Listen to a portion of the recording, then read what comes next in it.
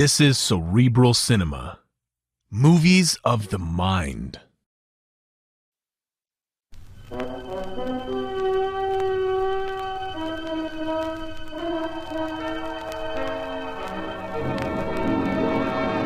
I have been here.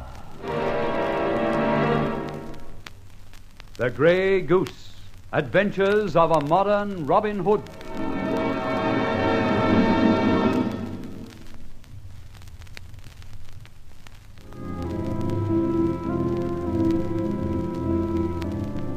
Let me introduce myself.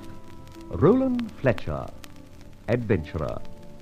Somewhat of an enigma, I'm told. An enemy of the social order? Definitely. Let me tell you, then, of the adventure that commenced with my meeting with Barbara Faversham. A lovely moonlight night on a lonely road, the powerful Daimler purring along its way to London, when... Well, drama at midnight, shots, a woman screams. Despair, agony, or triumph? I wonder which. All women scream at times, but one never knows what they're screaming about. Or hardly ever. We shall pause here and contemplate the moonlit scene. Ah, moon of my delight that knows no wane, how Stick your hands up. What? Stick your hands up. I have a gun and it's pointing through your near side car window. Oh, so it is. A very uncomfortable tool. Stick your hands up. All right. Don't repeat yourself so often. I'm sticking my... Oh! Yes, I've strapped your gun down. Now open that door and come in, and don't try any other stupid jokes while I get that gun. Ah, here it is. Now, with your permission, I shall resume my seat. You comfy? Oh. Good. Now, you shut the door on your side, Miss Dick Turpin, and I'll do ditto on mine. Now, we're set. Where to, miss? Euston, Paddington, Charing Cross, or just the loony bin? You beast. Right, I'm a beast, but I have a little excuse. I've been waylaid on the King's Highway, my life has been jeopardized by a lady's pop gun, screams and shots in the night have upset my equilibrium, ergo I'm roused, I object, ergo again I'm a beast. And what was your object in this very unmaidenly hold-up? I want to get to London. Oh, is that all? Righto. Shilling a mile, 50 miles, £2.10, laddie, in advance. Oh. All right now, let's have it. What is all this about? I can't tell you. You must, my dear, or walk back. You see, it's not my general practice to pick up strange hitchhikers, especially when they use a gun instead of the proverbial thumb. I'm sorry I stuck the gun at you. I was pretty desperate. Would you mind driving on a mile or two? I don't think I'm very safe just hereabouts. Of course. We'll get a move on.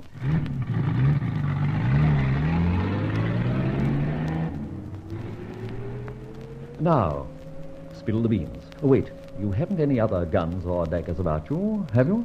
Certainly not. What do you think I am? Well, frankly, I don't know. I think for my own safety I ought to search you. You wouldn't dare. How could you stop me? I suppose I couldn't. Cad. No, you couldn't. But somehow I believe you've contributed your full quota to the disarmament policy. I assure you. All right, let's cut the cackle and get at some understanding. I'm Roland Fletcher. My license is in the glove box if you want confirmation. And now, you. My name's Winnie Mayfield. Oh, thanks for your candor. I notice your handbag has the initials BF. BF, of course, standing for Winnie Mayfield. And again, of course, for something I'm too much of a gentleman to utter. You are definitely a beast. All right, then, my name's Barbara Faversham. Does that mean anything to you? Doesn't even ring a bell. Wait, Faversham? My hat now. Yes. My father is Brian Faversham, now in Dartmoor for a term of 12 years. For fraud, gulling the public, conversion of funds, the whole lot. Oh, sorry. But he's innocent. Ah. He is. He's a victim of a bunch of sly, unscrupulous rats who are now sitting back in ease and luxury while the only honest man in the syndicate has taken the... Rap is the word. Rap. Listen, I have letters, documents, and all sorts of things at home that can prove it. But I'm so helpless. A girl knowing nothing of big finance. I've sworn I'll get the rights of things. And I'm going to get every one of those men till I prove everything. One by one, they're going to pay. Well, what do you think? For heaven's sake, say something. Brian Faversham had a fair trial. Yes, but he was the victim, the whipping boy for these men. Look at this paper. A list? Yes, a list of robbers. The 40 thieves. Strange. What is? Barbara, you're on a losing wicket, I think. But you're a crusader in a fashion. Somehow I'm a bit your way because, you see, I'm on a similar errand. Sometime I may tell you about my fight, but not now. Here, let me stop the car a moment. But I want to get to London. All in good time, my dear. And I give you my word I haven't run out of gas. Now tell me, what was all the shooting about back there? But before you do, shall I tell you that among those 40 thieves there are names in which I also am vitally interested? Did you notice one? Venner. Horatio Venner. I did. He was a financial genius. Mm-hmm. And secretary of one of my father's companies. He was the owner of that house back there, Highfield Manor, and was one of the 40 thieves, too. Well, I learned that his knowledge would be useful to me, so I went down there tonight to confront him with it and make him admit certain facts. Go on. I got to the house and was admitted. He was in his study. Why, Barbara, it is a pleasure to see you. The pleasure is not mutual, Mr. Venner. No? Definitely no, Mr. Venner. I haven't come here to exchange polite crosstalk. No? No. I've come here because I know you are in possession of documents that, if released in the right quarters, would help clear my father's name and put the rest of your gang where he is now, in jail. Now, Barbara, just think for a moment. I have thought, Mr. Venner. I see you have a safe there. Open it, now. Barbara, I have this gun, Venner. I shall shoot. I mean it. Very well, my dear. You shall examine the contents of my safe. I do not think there is anything that will help you in there. There you are. Please make yourself at home. Hey, confound the lights. They've gone out. Who did that? All right, Benner. Thanks for the help. Barbara, where are you, Barbara? You could not do this to me. That's it, fellas. Chuck everything in the safe into the bag. Everything. Good. Now scram. Who is it? Who's there?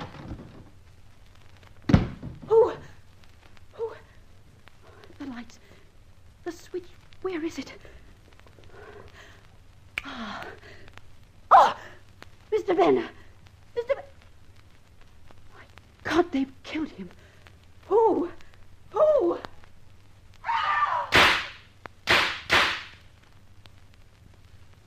A very graphic description, my dear. Did you see the intruders? Oh, didn't I tell you they switched off the lights? Of course. Sorry, you did. And don't ask silly questions. No, I must remember that. And then what happened? They, or whoever it was, had crushed his head in. I screamed. Yes, I heard that. Then I let loose with my gun in the direction I thought they'd taken as I ran down the drive. Very constructive, I feel. For heaven's sake, don't be so superior. I panicked. Go on. Then the main idea in my mind was to get away, get back to London. I saw your car And try to stand and deliver an act on me.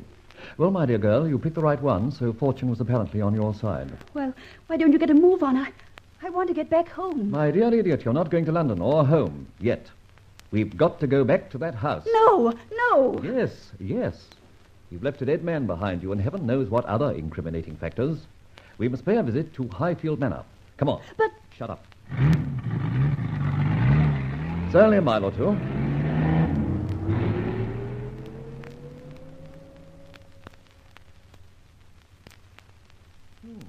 A nice kettle of fish. One dead man, coshed very severely on the napper. Come here, Barbara. I can't. Don't be an idiot. Look at this man. Yes? That's your friend, your late friend, Horatio Venner? Yes. Now, think back. This is urgent. Did you have a drink, a cigarette, or touch anything here? I had a cigarette. Where's the butt? Did you finish it? Yes. I think I put it in that ashtray. Oh, for God's sake, me from fools, and that means women. Get that butt and shove it in your purse, bag, or pocket. Good. No drinks? No. Good. No fingerprints on glasses. Did you touch anything else? Anything at all? Probably. The chair arm, I think. I was sitting here. Give me that silk scarf you're wearing. Thank you. Now to do a bit of dusting. Must I stay and look at that? Yes, you must. And that can't do you any harm. So don't be squeamish. Now, cast your mind back. Have you touched anything? Anything else? No. No, I don't think so. Think. Don't be a fool. Have you? No. Oh, the press button, the doorbell, and the switch. Oh, marvelous.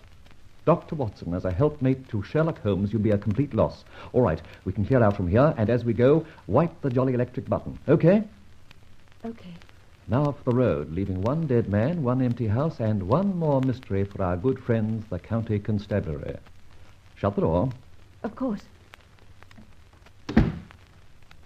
Can we go now? Yes. After? After what? After you wipe the bell push, idiot. What's that? That, my dear, is a grey goose feather.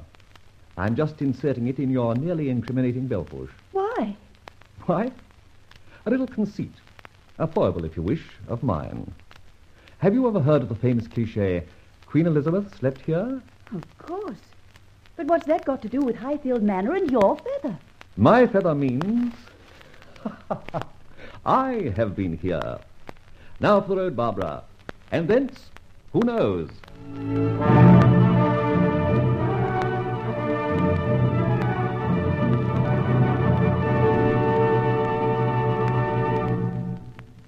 And now what? Has a partnership been cemented between adventurers in a common cause? Listen again to the further adventures of that modern highwayman and gentleman adventurer, the Grey Goose.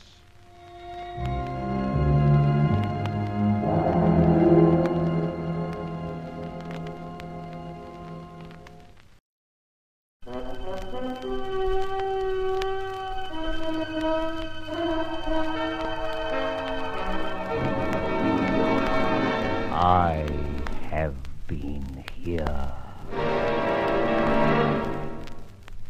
The Grey Goose, Adventures of a Modern Robin Hood.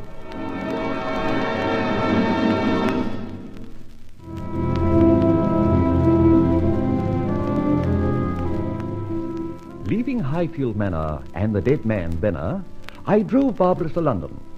I was convinced that Benner's death would not affect either of us. The police files would probably read, "Murder by some person unknown." At last, we arrived at my flat.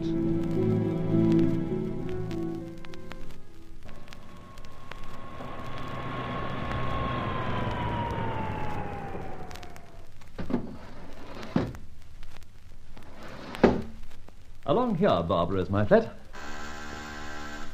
What's that? Someone in there? No.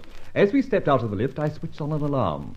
As you trod on a certain board in the passage from the lift, a buzzer sounded in my flat.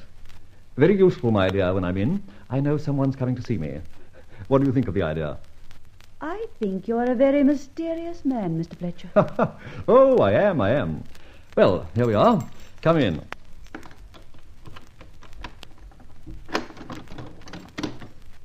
My, but how beautiful. I'm glad you like it. It's charming. Good. You see, you're probably going to see a lot of it.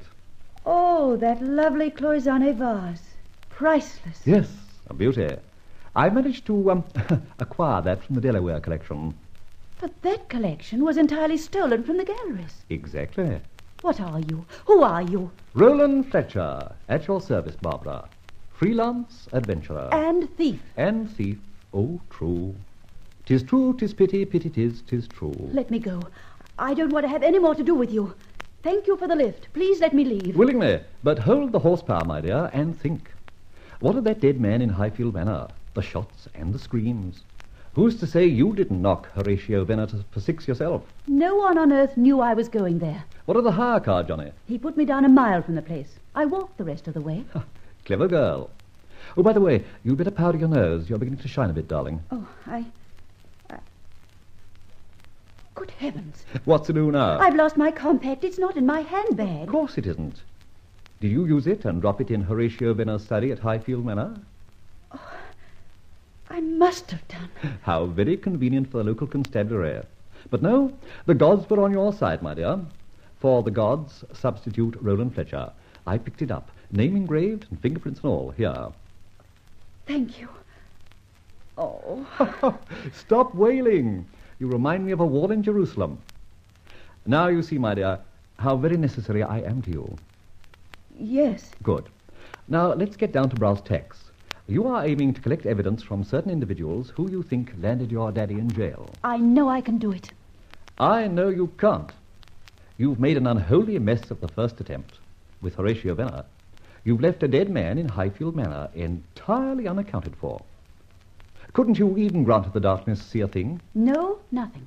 Could you recognize the voice that told the others to pick up everything and, scram?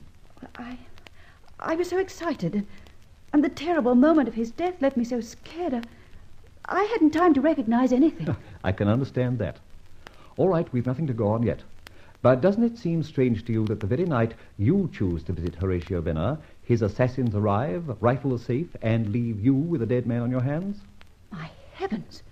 What do you mean? I mean, idiot, that you must have spilled a bean or two somewhere, and someone very interested went for what you went for, and very cleverly left you holding the baby.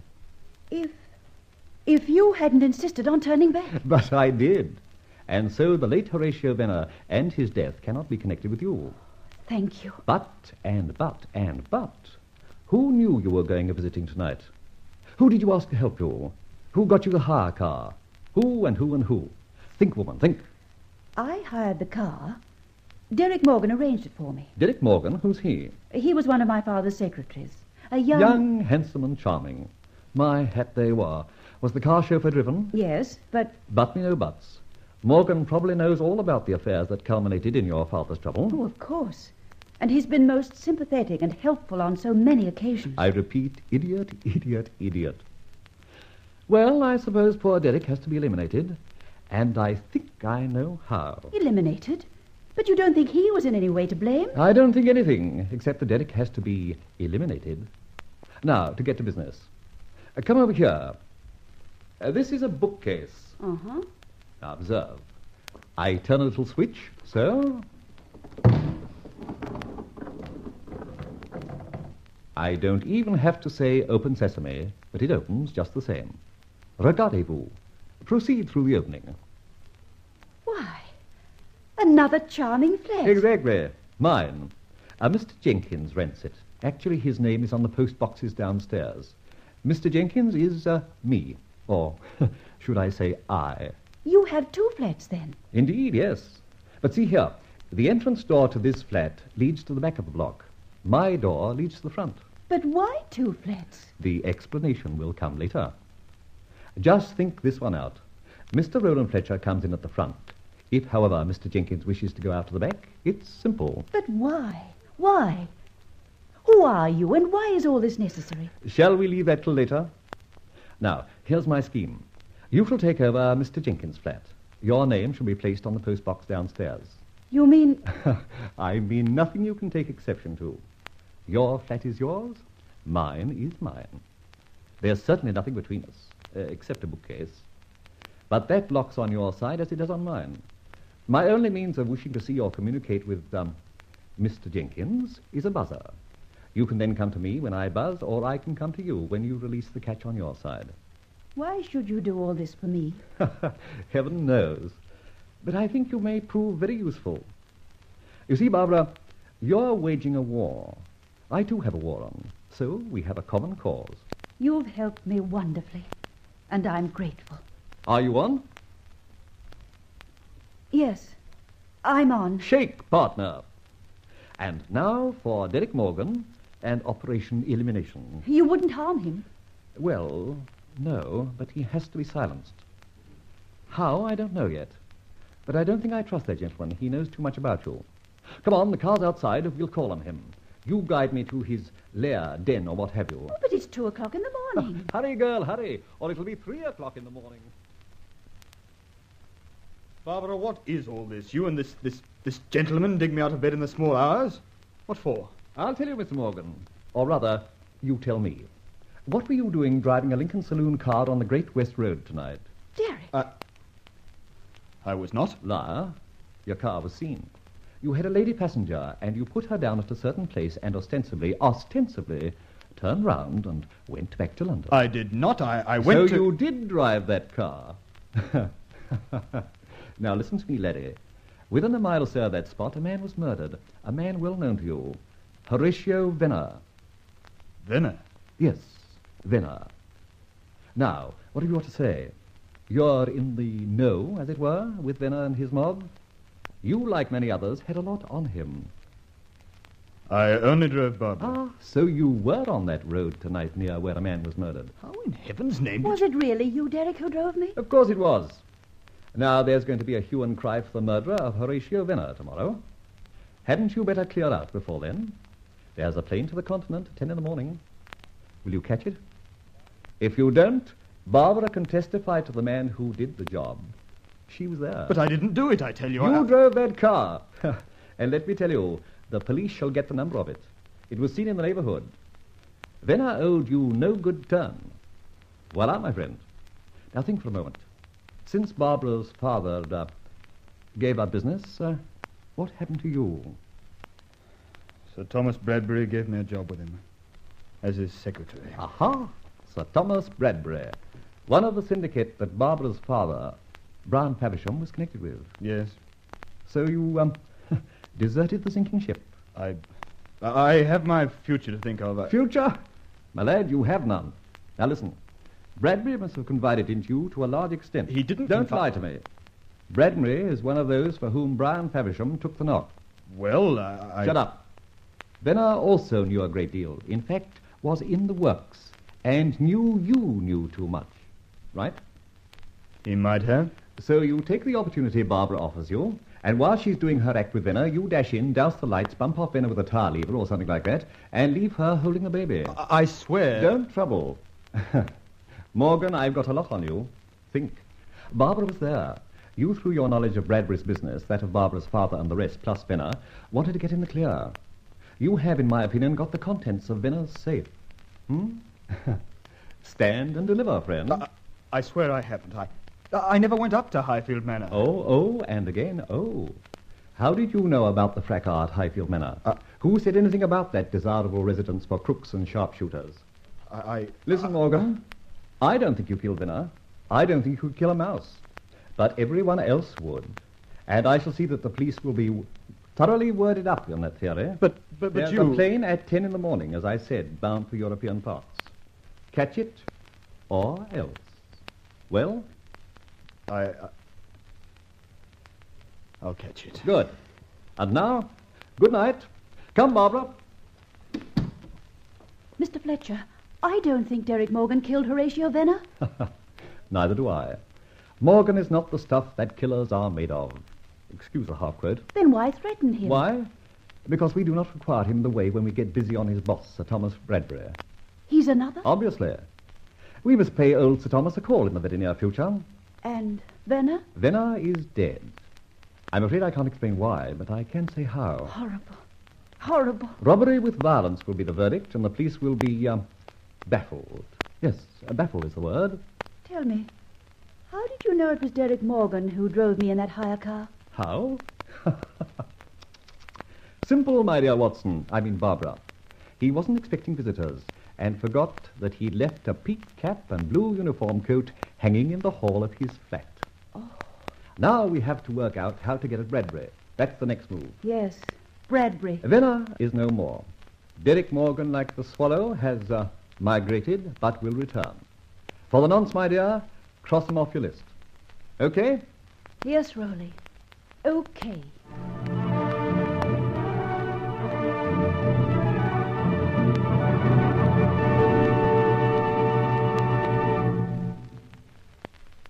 Be with us again when Roland Fletcher, modern Robin Hood, once again shoots an arrow on the road for another adventure in the story of The Grey Goose.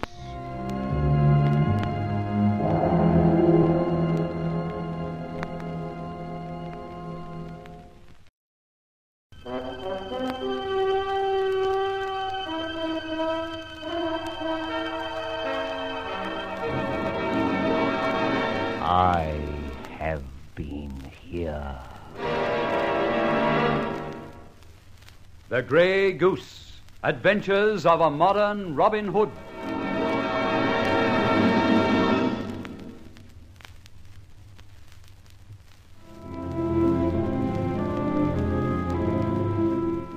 A whole week went by subsequent to our visit to Derek Morgan, which visit ended in his elimination.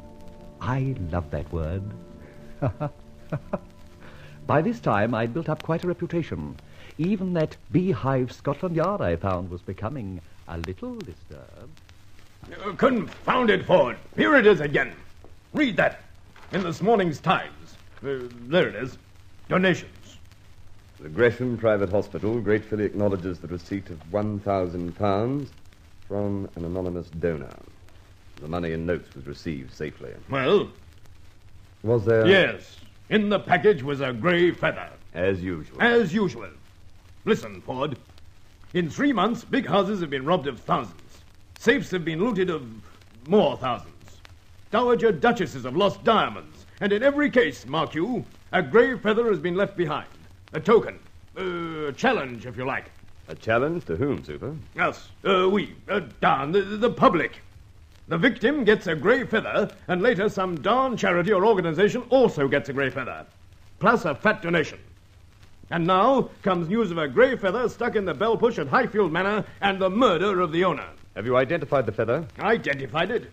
There are about 70 million grey feathers scattered around every week. Pigeons, hens, ducks, even flaming eagles. Oh, didn't research department reduce it to a particular brand, sir? Oh, yes. They were particularly instructive. Marvelously so. Listen, Ford, for your secret ear. Hold your breath. It's a goose feather. They said so, and that's all they could say. A goose feather? Tells us an awful lot, doesn't it? There are... 7 million geese in the country. What? Sorry, sir, I couldn't help it. All right. Have your joke. Ford, I'm going to comb every darn poultry farm in the country and find out... Who's plucking geese, sir? Stop being facetious, man. Somewhere, someone is putting one over us. Scotland Yard. The public. I'll get him somehow, or I'll give up being superintendent of this division. A goose feather, sir. Well? There's something about a goose feather that I, and I suppose most of us, have forgotten until this moment. But it's coming back to me. Well, what are you getting at, Ford? As I remember, the old bowmen of England feathered their arrows with goose feathers. The grey goose feather. That's right. And they shot him in the air at Agincourt and defeated the French's up. There was another archer and his men, sir, who used the grey goose feather to great effect. Yes? Yes, go on, man. Robin Hood. Robin... Gad, man, you've got something at last. Robin Hood robbed the rich and gave his taking to the poor. Our friend of today robs a wealthy man and some worthy cause benefits. Cast your mind back to those 13 big hauls. 13 charities or deserving causes have been helped. The victim received a goose feather. So did the recipient every time. It's too great a coincidence to be overlooked, sir. Ford, you've almost convinced me. But such a state of affairs cannot be tolerated. We must get this, Robin Hood. True. He's a menace to society. He is. And I won't rest easy till we get him. Inspector Ford, you've got yourself a job. You are specifically detailed to bring in our goosey friend. Thank you, sir. I think I can.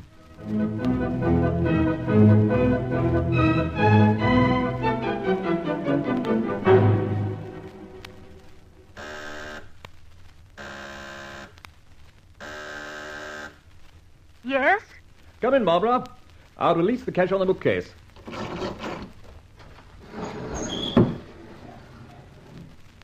Well, Rolly? Close the gadget, my dear. Never forget that. Oh. A fine thing if a caller came and found out that my bookcase, when swung out, opened into your flat. Oh, dear. Think of the scandal. I've thought of the scandal lots of times in the last week, but then you've lost so many opportunities, haven't you?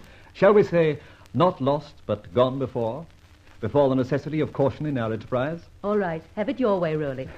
It must be my way, Barbara. You and I have too much at stake to take risks. You have your axe to grind, I also. So until our combined axes have been sharpened to razor edge, and they've fallen on those we've decided to execute, we forget other things. Very well. What did you buzz me for? This. Here's the evening paper. Very interesting, too. Listen. For months, the depredation of an unknown but very skillful thief have terrorized the city and West End. I like terrorized, don't you? This malefactor has helped himself to thousands of pounds from unsuspecting victims, mostly those possessing jewels and well endowed in other ways with this world's goods. Whenever a victim has been robbed, a grey feather has been found placed in a prominent position. The strange element in every case has been that some charity or some seemingly deserving organization, and in some cases private individuals, have received a very large donation. These Robin Hood tactics were all right in the year 1199, but they do not apply in this 20th century, and it would appear that this reign of lawlessness should receive the utmost attention of the police. Our reporter is given to understand that Chief Inspector Ebenezer Ford has been specially detailed by Scotland Yard to investigate these crimes and bring those responsible to justice. Well, well, well. Ben Ford, by all that's wonderful. Who is he? Anyone good? Good? He's the snake's hips and Puma's bloomers as a sleuth. And just to mix things up a bit, he's an old schoolmate of mine. Oh, that's dangerous. Dangerous? Nonsense. We'll look him up in the near future. Attack, my dear, is the best form of defense, you know. Oh, here's another paragraph. Inspector Ford told our reporter that he had put two and two together and decided that the grey feathers had a significance. Oh, did he? They were more or less indicative of a character on Robin Hood lines. He himself alluded to the criminal as the Grey Goose. Very clever, Ben, very. He sounds dangerous, this man. Rowley, he seems to have been very smart off the mark about the feathers. Why not drop the feathers altogether? No fear. That's my little piece of conceit, and I like it. But, Rowley, this man Ford may take his feathers a step nearer. How? Grey goose feathers for arrows. Yes. Arrow makers were called Fletchers. And my name is Fletcher, Roland Fletcher. My dear girl, there are millions of my name in the country. I still wouldn't underestimate your friend the enemy, Inspector Ford. All right, we'll take due care. Now, Barbara, it's just 9 p.m., and we have a chore to do. I'm calling it Operation Retribution. Oh? Am I in it? My word, you are. Lend me that pink ear. Tonight, you wear the pants. Whose? Yours. In fact, you get yourself up in that immaculate dress suit I had made for you, complete with top hat, ebony cane, and opera cloak. Where are we going? To Lady Bradbury's reception. I have an invitation. I'm due there at 10 p.m., in an hour's time. I propose to, collect during the evening. But we can't both go. You're not twins. Why do you think I grew a moustache and had an exact replica made for you and had that most expensive wig made for you? I'm still in the dark. Yes, that's part of the plot. Barbara, in your dress suit, gents for the use of, plus moustache and wig, you look very much like me, provided you don't get into a blaze of light. In fact, you'll be my alibi. What a lucky thing it is that you're a tall girl and I'm not a tall man. Dash off now and change. Hop it through the hole in the wall. Meet me at the corner. I'll pick you up in the Daimler. Half an hour's all we've got. I'll explain in the car.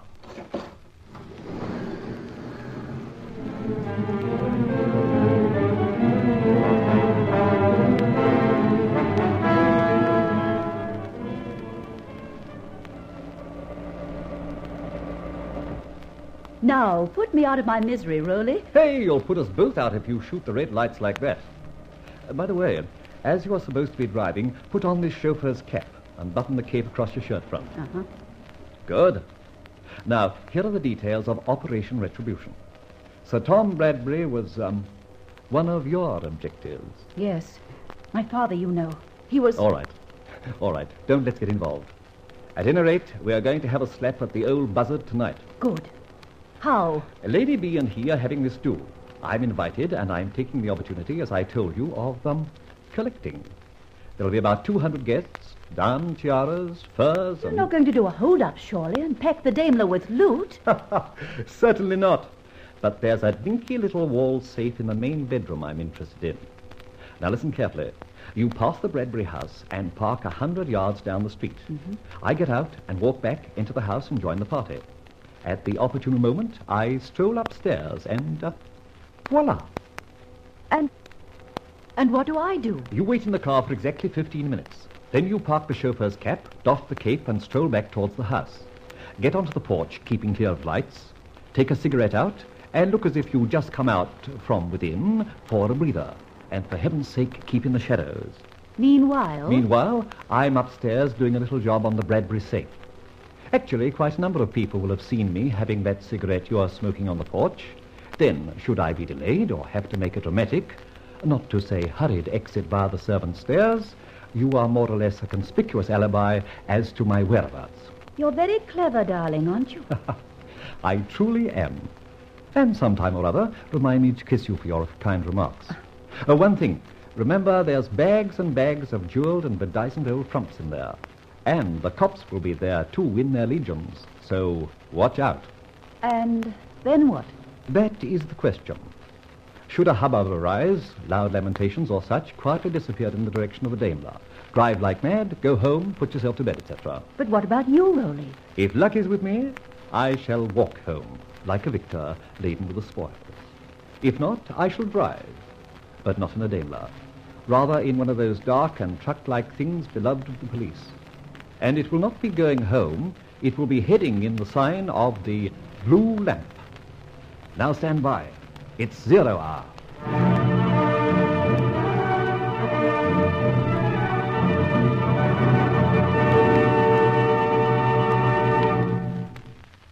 Listen again for the further development of this story of the mysterious Roland Fletcher, the Grey Goose.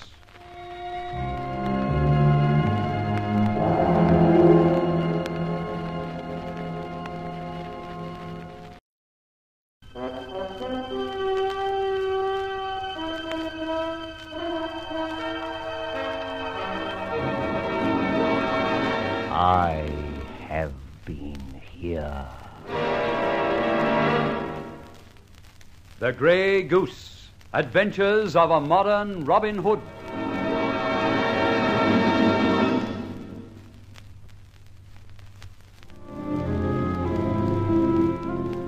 Barbara's father, Brian Faversham, was still in jail, suffering for the sins of his business associates.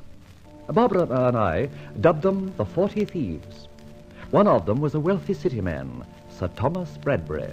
So, having an invitation, I decided to put in an appearance at Sir Thomas's home.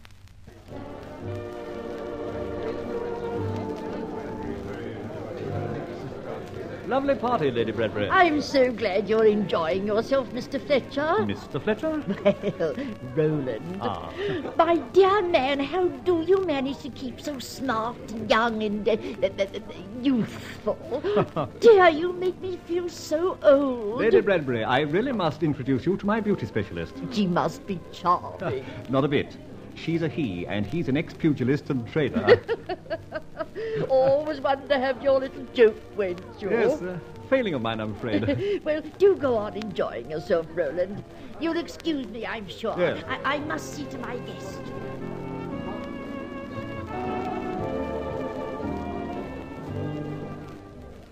Quarter past. Must get a move on. Gosh, what a crowd. Never noticed me going upstairs. I hope. Friend Ben Ford in the offing. Where are you going, sir? Oh, just upstairs. I expect they've got one up there. There's one down here, just down that passage. Good heavens, Rolly Fletcher. Well, if it isn't the university sleuth. Ben Ford, how are you? Didn't know you knew our fat ladyship, Bradbury. No, tonight's my first experience of the lady. Matter of fact, I'm here on business. Business? But there's a party on. Oh, I see. Hence the fish and chips. That is the business. You see, Rolly, there's quite a lot of wealth and what have you here tonight. But what's that got to do with you? Well, there's a very particular, not to say spectacular, cracksman at work lately. Very clever devil, too. You don't say. I do say. He's got some bug in his hair that he's a modern Robin Hood. That's from his point of view. But it doesn't work today, not these days. The Yard takes a very dim view of the whole affair. It was thought he may decide to operate tonight. At Lady Bradbury's at home? Yes, at Lady Bradbury's at home. Huh, terrible. And so you and your sleuths are on the mark, ready to make an immediate arrest. If he tries anything, yes. But I may say I don't think he'll show up tonight. It's too obvious. Oh, you think so? Yes. But if he does, if anybody loses as much as a single hairpin, I'll get him. Oh, that sounds most convincing, Ben. I wish you luck. Sorry to leave you, but I really must go. Down the passage, you said, didn't you, Ben? Ah, there you are, Inspector. Do come and talk to me. You can still keep your eyes open, can't you? Madam, it'd be more to our mutual benefit if you forgot I was an inspector. Oh, of course. I mean, Mr. Ford. Nothing suspicious up to date? No, madam, not yet. Well, perhaps I'm too imaginative, but I really am flattered that Scotland Yard is interested. So unusual. We're not generally interested, my lady, in petty theft. We're here tonight on account of somewhat greater issues than petty theft. Oh, but of course. How is the bloodhound trail? I do hope it leads you somewhere. I'm terribly worried for my guest's property. Oh, weren't you talking just now to that charming Mr. Roland Fletcher? Why, yes, he was here a minute ago. I wonder where... Oh, there he is. Apparently gone out onto the porch for a smoke. Yes, that's him. I'd never mistake that wonderful poise he seems to have. So handsome, too. Should he come in, do send him to find me. I've got a really charming girl. He must be. I certainly will. Roland Fletcher's a very lucky man.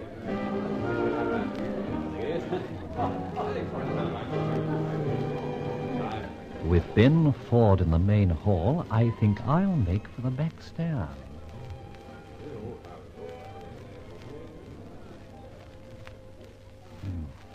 This is the room. Ye gods. A glimmer of light under the door. Let's put on my mask, it seems. Somebody at the safe, obviously.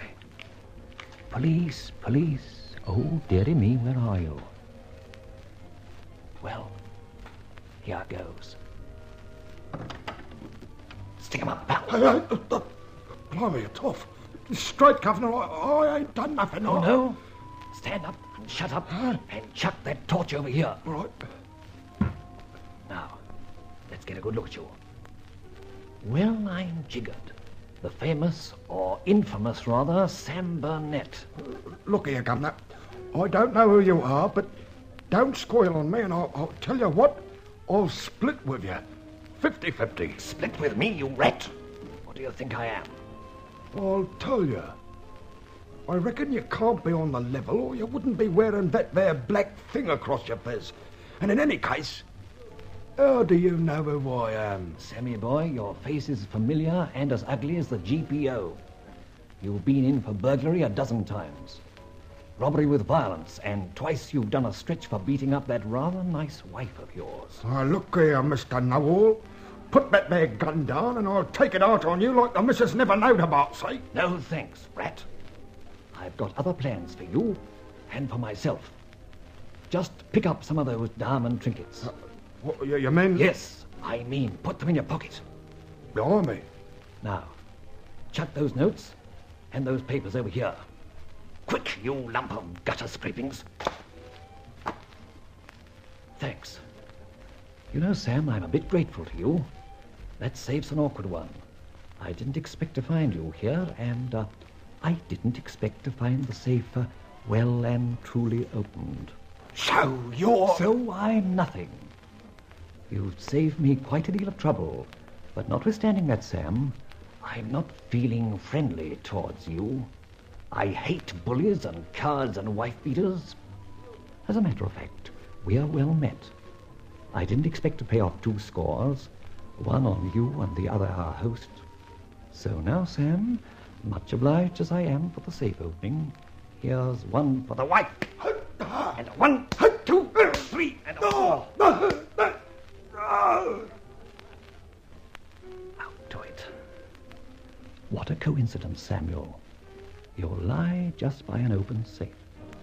Your pockets are filled with the odds and ends of old Bradbury's odds and ends? My, what a catch for the gendarme. Well, just to puzzle them when they arrive, there's a little token. A grey feather from the Grey Goose. Where would you like it? In the ear, I think. So, now, my poor unconscious Sam, I'm going to make the welkin ring. In fact, I'm going to blow a police whistle. And in one moment, hordes will be upon you, and you'll be jugged for at least 2 years. My hat. Won't Mrs. Sam miss you? Give her my love when you come out. Well, cheerio, Sam. Oh, my gun. You can have it. It's only a sort of new design for a cigarette lighter. Now, here goes.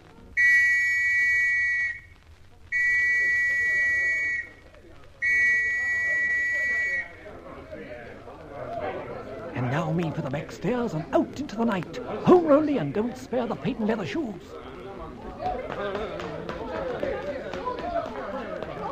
Bristow! Marks! Keep those stairs clear! Come with me, Capel. Yes, sir. Now, what's on up here? Well, I'm jiggered. Capel, put the cuffs on that man. Yes, sir. And quiet, everybody! Why, he's out, sir. Right out to it. Good heavens, sir, it's Sam. Sam? Sam who? Sam Burnett, one of the oldest lags in the game, sir. Oh, I know that, confound it. I can see something else. Yes, sir. A grey feather in his ear hole. Yes, a grey feather. Capel, Yes, Inspector? more in this than meets the eye. How, sir? There's the safe open, and here's Sam Burnett loaded with the diamonds and things. Damn it, Constable, Sam's out cold. Maybe his pockets are loaded with the stuff from the safe. But he didn't knock himself out. Nor did he give himself such a beating up. Nor did he, for that matter, present himself with that grey feather or blow a police whistle. All right, everyone. Please return to the party downstairs.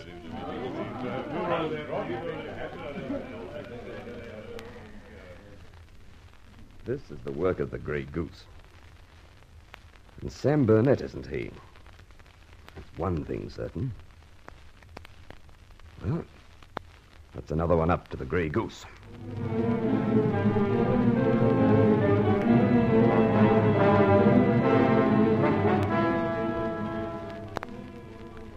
Nice night, sir. Yes. Leaving now, sir. Yes. Seeing as you've been out here most of the time, you must have missed the Barney inside, I suppose. Yes. Got a cold. Good night. Good night, sir. Well, I'm darned.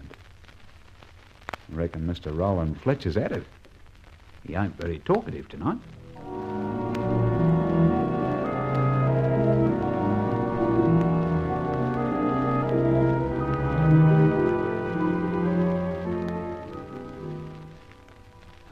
I thought I was a gone coon, Rolly, when that door porter talked to me. All I could say was, yes. A very cooperative monosyllable, Barbara, in some cases. Rolly, behave, please. Now, tell me the rest. Well, quite unexpectedly, that toad Sam Burnett will get a load of what he mostly deserves. Mrs. Burnett will be relieved of his company for at least 2 years. Oh, that reminds me. Shove £100 notes into an envelope and post them to her. Oh, she'll just love that. No. No, strange enough, darling, Mrs. Burnett is one of those women who would rather have 2 black eyes and her husband around than even £1,000. Women are like that. Rolly.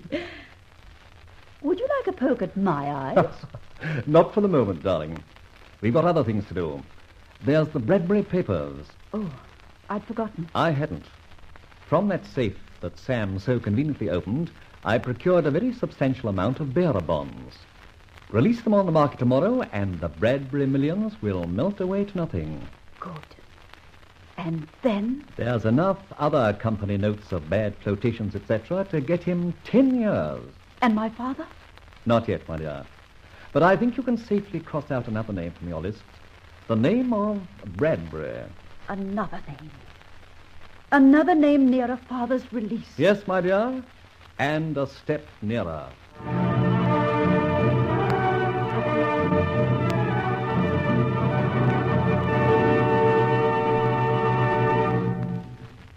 Listen again for the next adventure of Roland Fletcher, freebooter, modern Robin Hood, the man they call the Grey Goose.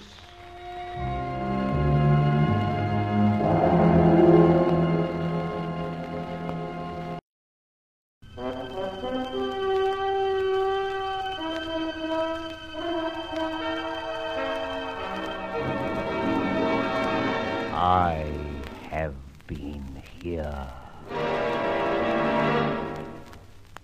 The Grey Goose, Adventures of a Modern Robin Hood.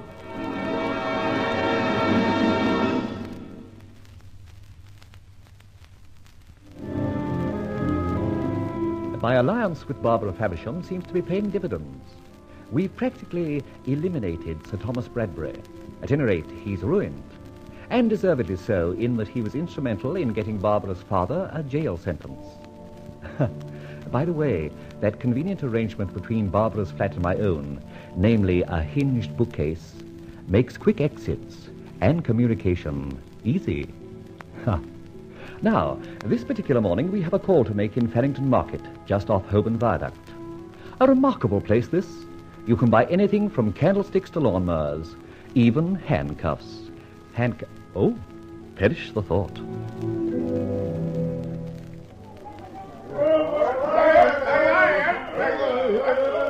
What a wonderful place, Rowley. True, and every 100 yards of Farrington Market has its quota of thieves, pickpockets, and tricksters. But never mind the market anymore. We turn down this street. Now, hey, what's all the hubbub? There's a man running towards us. Oh, Rowley, look. He's got an old clock in his arms. By Jove, he has. Stop thief! He's stolen it. Listen. By all means, stop him. Get out of my way! Not so, my friend. Brought him down like a bird. Now, what's it all about? Oh, thank you indeed, sir. I valued that clock.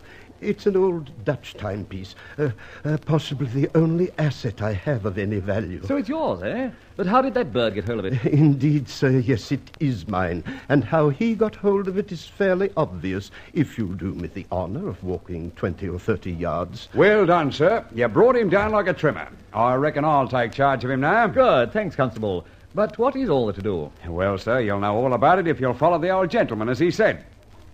His name's Crewe. Raphael Crewe. An hard luck case if ever there was one. There, sir. There is the beginning of the trouble. But what is all this? These bits of furniture on the pavement. Eviction, miss. Old man Crewe's been turned out. I was ordered to stand by as protection. But that son of Satan, Slimy Joe, got behind me and half-inched the clock and scarpered. Well, under the circumstances, I'm very glad I connected. Slimy Joe ain't so pleased, though. Still dazed.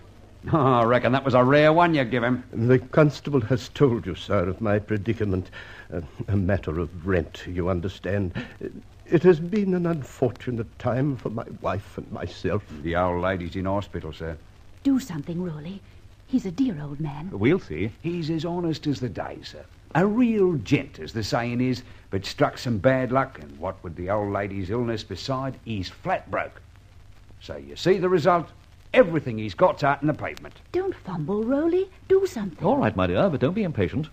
Mr. Crewe, how much do you owe? That, sir, is entirely my business. You have already obliged me in the matter of the clock, and I am grateful. Shall we leave it at that? But we wish to help.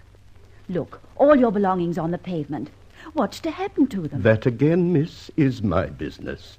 I, though seemingly struggling in a rough sea, will keep myself afloat, as it were. There are always kind friends. Why shouldn't I be one of them? I really would like to help. Just a loan, if you like. Would £20 help? It's all I've got in my purse. Madam, it would more than help. It would completely extricate me from the very embarrassing situation in which I find myself. Indeed, I thank you. Well, there we are. Well, darling, having distributed largesse and so forth, are you ready to come along? Certainly. Goodbye, Mr. Crewe. Goodbye, miss, and may God reward you for your kindness to an old unfortunate. Well, now, to the business in hand. Little Charlie Austin lives around here. Austin? Austin, and he doesn't make cars. By heavens, I'm almost advertising. Barbara, promise me one thing, one very serious thing. But what can it be? Never, never advertise. Now, here's Charlie's little shop. Enter, madame. And what can I do for you? Oh, blimey, if it ain't... No names, Charlie. No pack drill. Are they ready? The necklace is all correct, sir. As beautiful a set of diamonds as ever you did see. Diamonds? A figure of speech, Barbara. Charlie is an expert. What you see are worth more than diamonds, rubies, and pearls. They are the oyster openers to the treasure houses of the world. Commonly called by novelists, crime reporters, and other romancers, skeleton keys. There ain't a better set in the kingdom, so help me. True. Thank you, Charlie. And here's the money. Thank you, Mr. Hex, eh? Hex is good, Charlie. See you later. Come, Barbara. Now for home. Wait. Dodge into this doorway with me, quickly. But... Quiet. Do you see what I see? What do you see? I see my old friend Ebenezer Ford, Chief Inspector Ford, standing across the road. Why shouldn't he? More to the point, why should he? He's watching Charlie's place. Do you think he saw us come out? Afraid he did. Don't talk, just watch. Yes, he's going to Charlie's place.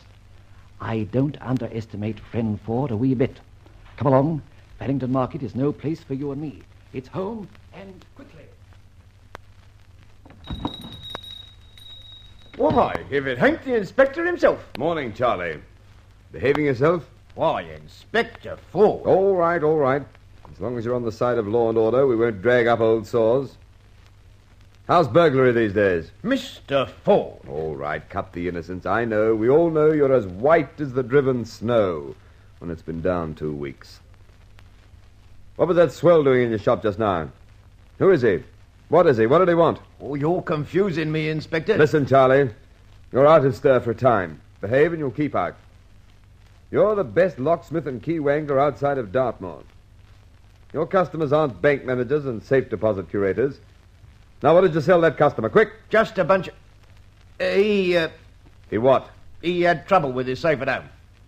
Trouble? Lost the key, he said.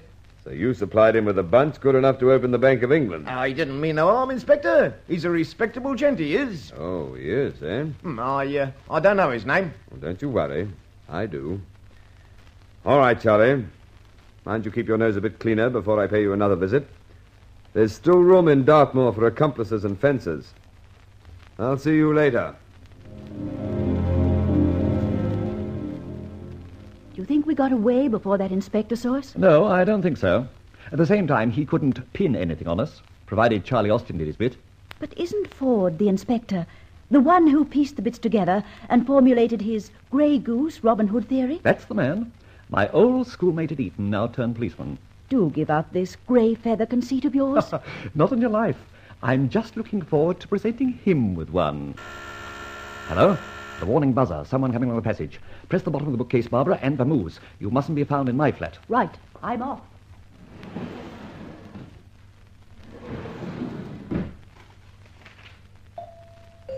Coming! Hello, Roland. Well, if it isn't my Etonian sleuth, come in, Ben. Thank you. Drink? Cigarette? No, neither thanks. I'm on duty. Duty? Come. What have I done to exercise your duty consciousness? Nothing that I can pinpoint, Fletcher. But didn't I see you in Farrington Street Market today? Oh, yes, I was in the market. And if you were there, you probably saw me, but I didn't notice you. What were you selling? What were you buying, Fletcher? I? Some keys at Charlie Austin. Oh, keys. Why, yes. Charlie Austin. Oh, is that the chap? You see, Ben, I'm actually Fletcher of the Fletcher Lock and Safe Co. Ever heard of me? Oh, why, of course. Well, though a cadet of the firm, I've invented quite a number of our specials. I'm always experimenting, and so I use all the burglars' stock in trade. Charlie Austin is one of the most expert cracksmen in the city. Really? A pal told me he was the chap to help me. Were your keys any good? My word, yes. For the first time in months, I managed to open my own safe without a key. Gave me a whole kit of keys, too. Skeletons, I suppose. Is that what you call them? Yes, that's what I and the police and the crooks call them. Good. I'll call them ditto. Fletcher, just let's stop fencing, shall we?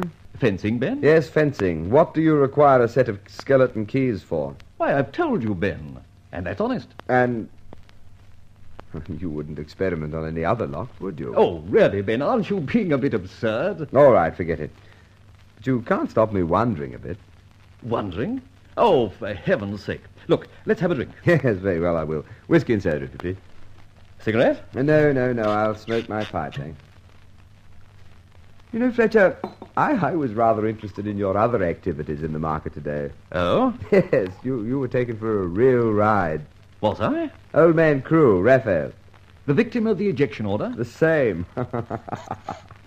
How was I taken for a ride? Oh, very old confidence trick. You gave him £20, didn't you? Well, my lady friend did.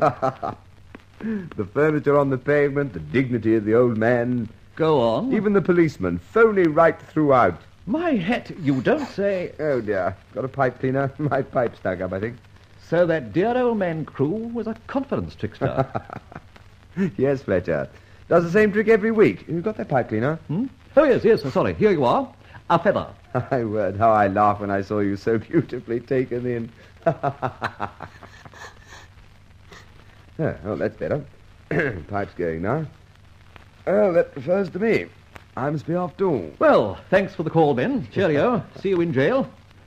Here's your hat. There What's you your are. hurry, as they say today? Good night, Fletcher. Good night, Ben. I'll still be laughing at your takedown at Paddington Market. Cheerio. Is that my hat? There it is. Damn me, I didn't have a feather in it.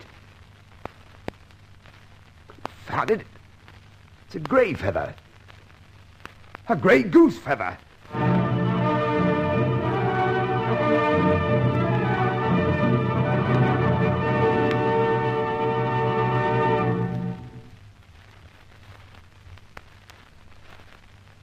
Listen again to the adventures of Roland Fletcher, alias the Grey Goose. The story of a modern Robin Hood.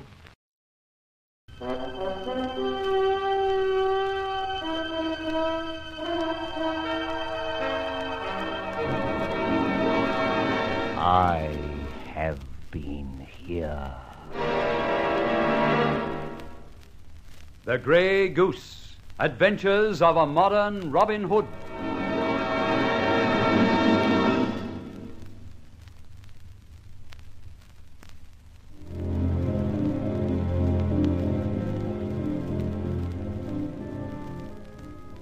I was a little worried as to why my old friend Inspector Ford paid me a call.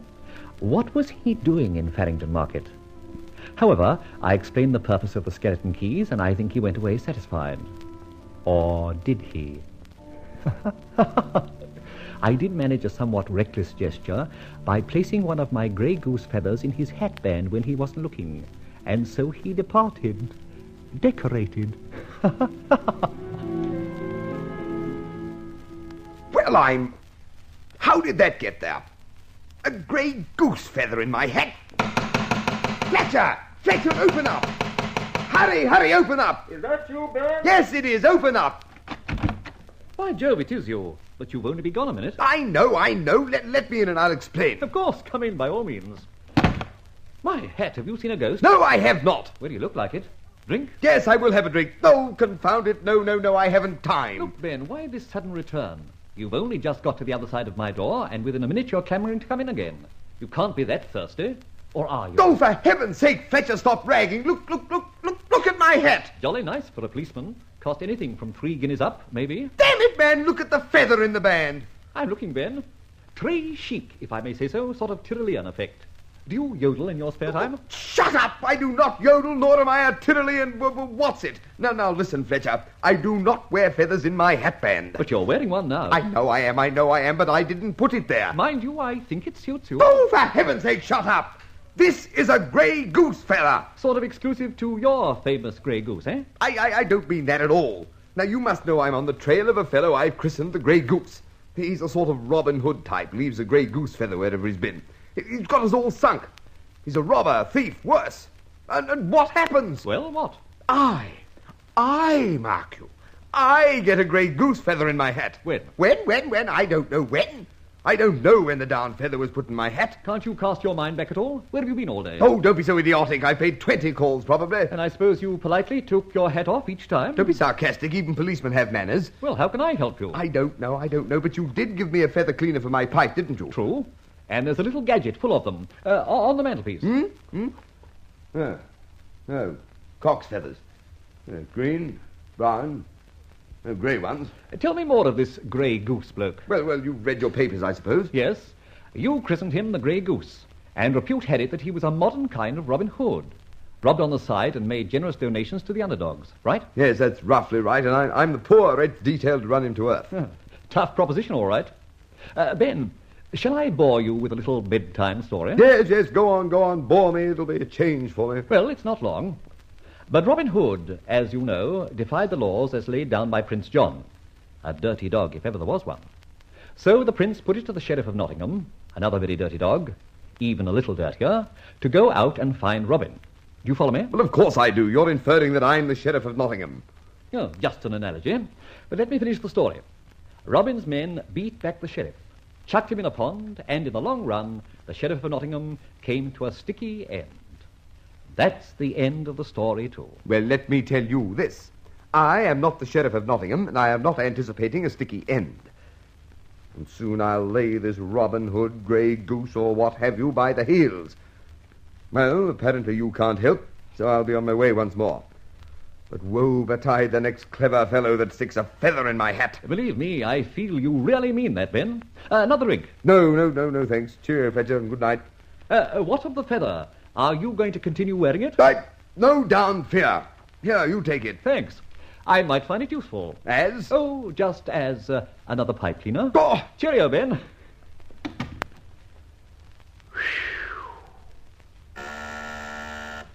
Yes, Barbara, you can come in. Push the bookcase button. Well. You heard? Yes, every word. I switched on your mic and my speaker. Rolly, why will you dilly-dally and play with fire? Inspector Ford's no fool. He's bound to put feathers and facts together someday. And you'll be for the high jump. I've told you, Barbara, I have my conceits.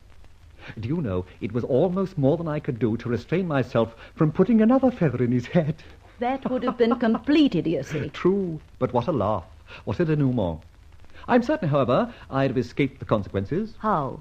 Inspector Ebenezer Ford would have had a seizure on the spot and would have thereafter remained dumb. Well, I'm glad you restrained yourself. And now, what next? This, my Barbara. Today, you and I took compassion on an old man, Mr. Crewe, Mr. Raphael Crewe. Yes, I parted with £20 to an old confidence man. Don't worry, I heard everything over the speaker. Good. Vendetta and all that. Do we stand for having wool pulled over our ears by that same old gentleman? Echo answers no. Listen now, my sweet. We investigate friend Raphael Crewe, and although he's not one of our main and mutual objectives, we get our own back somehow. Yes, but how? He swindled me for £20. True. Well, we must get that back, and also put Mr. Raphael Crewe back in his place. So the hour being what it is, we pay another call to that little street just off Farrington Market.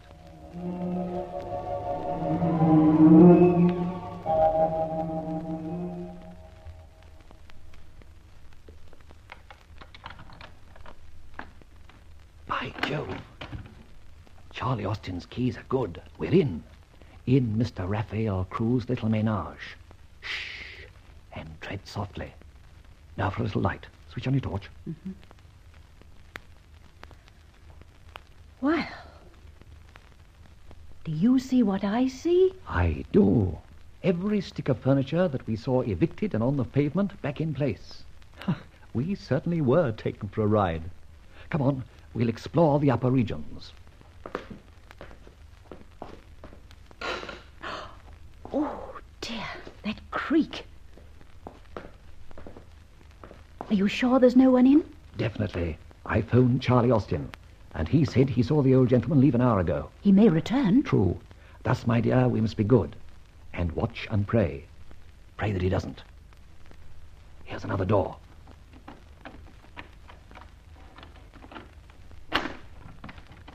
By the gods of the underworld, open too.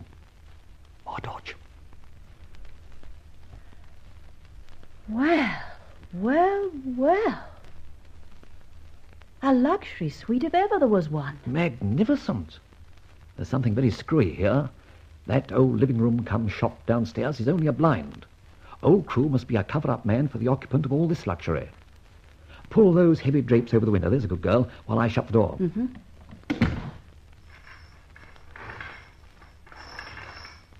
Now we can switch on a light. It's certainly a lovely place.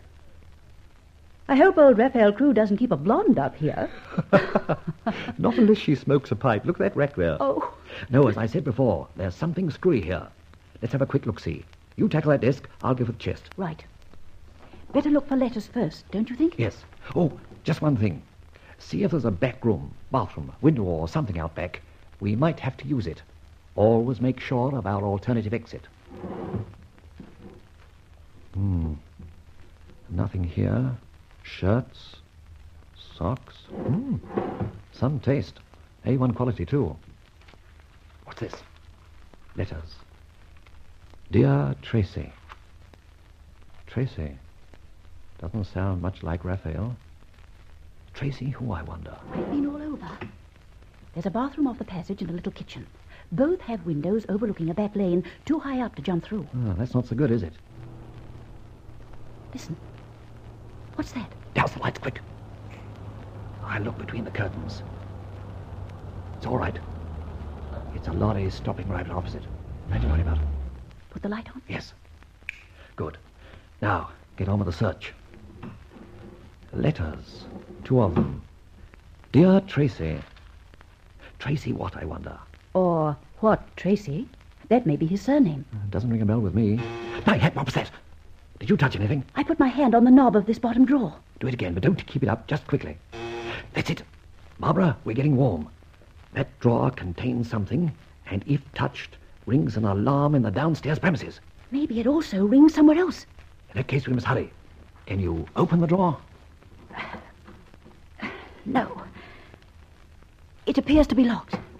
Let me have a go at it. Don't touch the knob. Now, let's see. I'll have to see how little Charlie Austin's keys work again.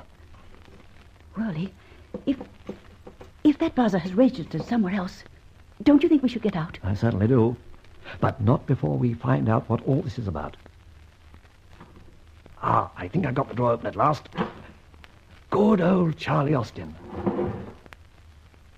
Well, I jiggered. Only clothes. Only clothes? My dear idiot, haven't you heard that clothes make the man? Of course, but... These clothes, maketh the man Raphael Crew. Look, every stitch.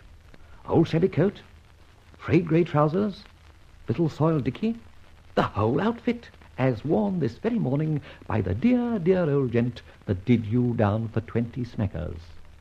My girl, the pot begins to boil. What's got into you now? This Raphael Crew is Tracy someone, and or someone Tracy is Raphael Crew, and so on. And look. Look in this pocket. Great Scott! Old-fashioned glasses. And white wig, moustache and beard. Just imagine. Yes, and just imagine Mr. Tracy Query wearing them. And we have old man Raphael Crew. Indeed, and indeed, yes. Barbara Watson, you're a marvelous partner to me, Sherlock Fletcher. Listen, someone on that stair. Douse the light while I get that heavy tablecloth. We mustn't be seen. I'm going to throw it over the head of anyone who comes in. Jump at him with me.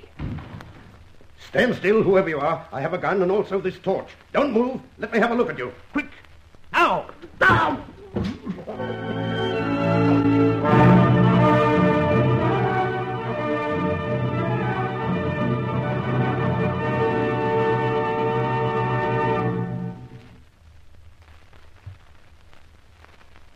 Be sure to listen again to the culmination of this adventure of Roland Fletcher, the modern Robin Hood, known as the Grey Goose.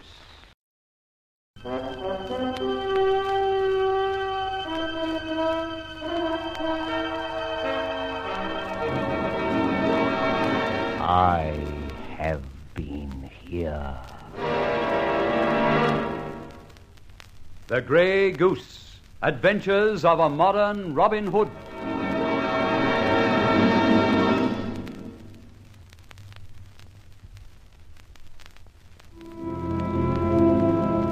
This is your Grey Goose speaking. Oh, good heavens, Roland Fletcher, you're talking like a radio announcer. Well, to continue, I must say we were very annoyed at Inspector Ford's story of how Old Man Crewe hoaxed us in that eviction episode, and as you know, we paid the place a visit and discovered Old Man Crewe wasn't Old Man Crewe. Just as we'd come to this conclusion, the door opened, and we hurled ourselves at the intruder, enveloping him in the velvet tablecloth. What the devil? Who are you? Hold on, my dear. Cling like a limpet. I'll soon get this gentleman tied up. Good. Even a Michaelmas goose, grey or otherwise, couldn't be better trussed up.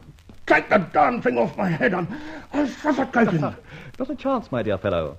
We, that is my companion and myself, are not wearing masks, and strangely enough, conscious as we may be of our prepossessing features, we prefer to remain anonymous, incog as it were.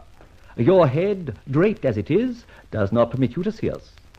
However, I think we ought to allow you a little breathing space, so we'll cut a little hole near the mouth. Oh, cut the cackle and come down to brass tacks. Oh, you're just a couple of burglars, am I right? No, sir, you're wrong. We are evildoers doing no evil.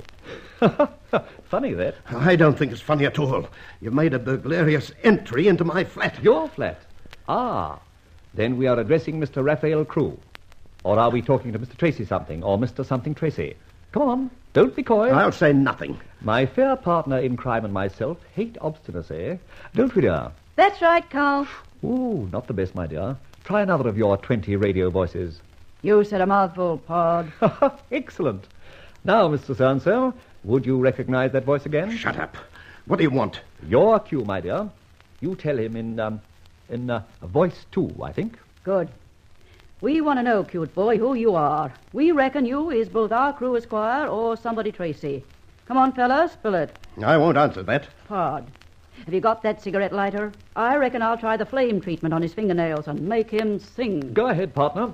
Here's my lighter. Good. Now, Tracy, you can't move this hand. Give me a thumb or open up. Don't, for the love of heaven.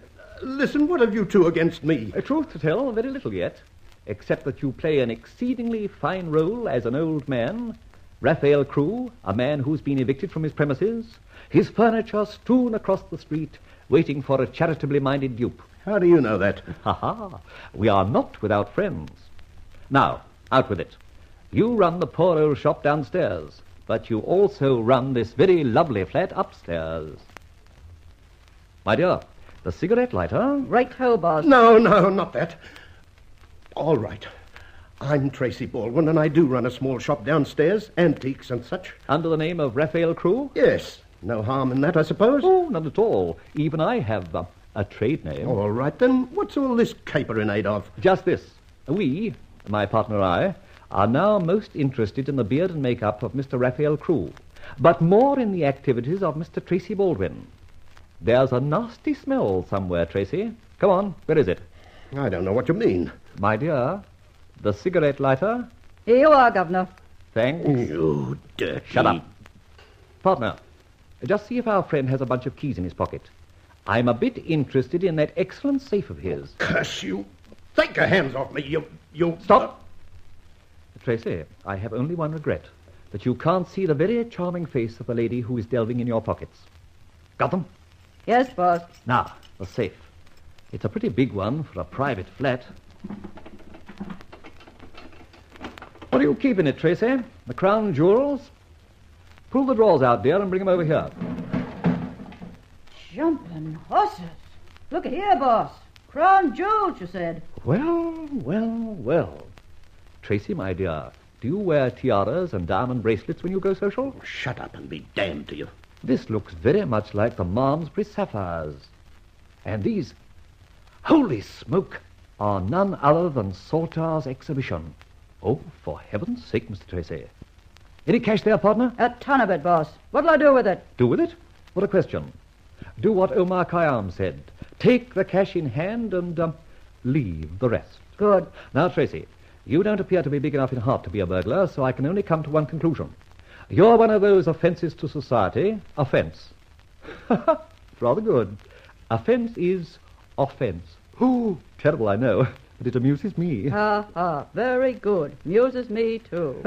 Thank you. I'm not amused, and if ever I get a chance to get even with you, clever Dick, you just look out. I will. And there's something you don't know, smart guy. Did you, when snooping around, manage to hear a buzzer go? I did. So did I. That activates a similar noise in my other place. Oh, yes, and where's that? Oh, that's telling, isn't it? In any case, how do you suppose I got here when I did? The buzzer? Yes, the buzzer again. And when I hear that, clever Dick, I immediately contact a near police station. Oh, yes, and then what? Then they get a move on and come straight here. And then? You are nabbed. Oh, how very uncomfortable. Now listen to me, Happy Joe. Suppose they do come.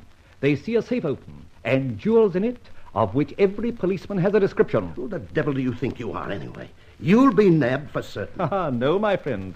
Definitely no. We have an alternative. I see you have a telephone. Come, let me help you up. Oops. That's it. Now, ring your police station and tell them it's a mistake. Remember my cigarette lighter? Eh? Come on, I'll dial.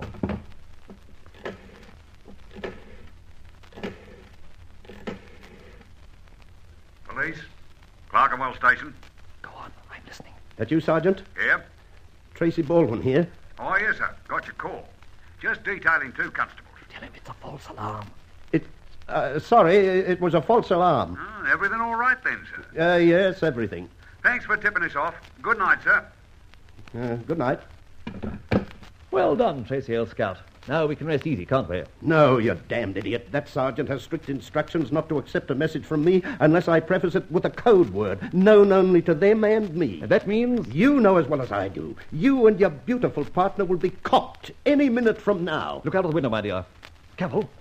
Any signs of life? Yes. 2 police coming towards this house. Right. It's the back way out for us. The bathroom window. But... No buts. Well, my friend, it seems we have to leave you somewhat hurriedly. So long. No time to lose, Barbara. Here, under my vest. Piano wire. Piano wire? Here, help me unwind it. So, now, link the swivel round your waist. It'll bear a ton or so. Don't worry. Right. Secure? Yes. Then out of the bathroom window with you. I'll lower you down by turning round and round. When you touch ground, release the swivel. But you... How will you get down? Don't worry. Leave that to me. Now then, off you go.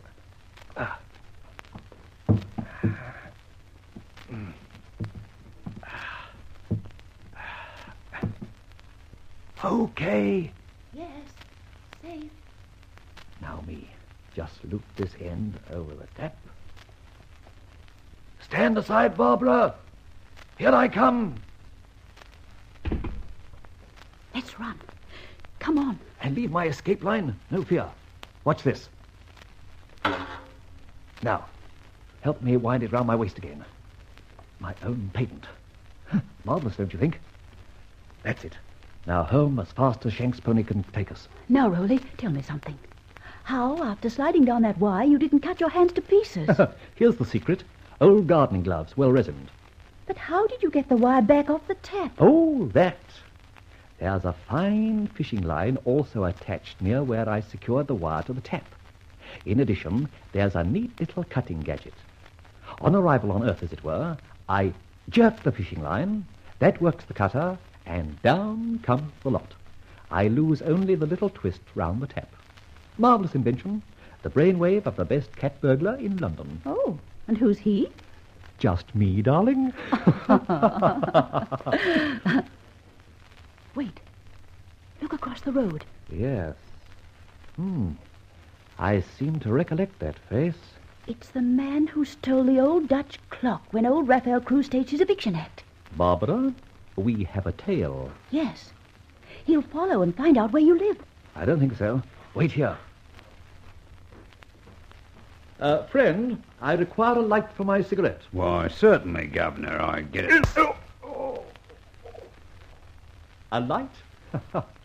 All is darkness now, is it not so, my friend? You've killed him? Not a bit of it.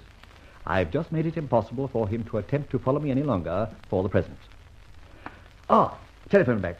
Telephone box. Wait a minute, Barbara.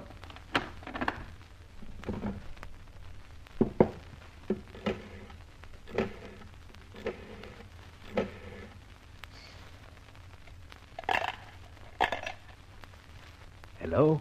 Hello? Oh, Scotland Yard? Oh, splendid. Get Inspector Ford. Ebenezer Ford, please. Urgent.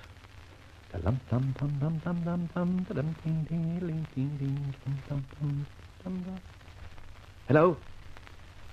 That you, Inspector? Who is it?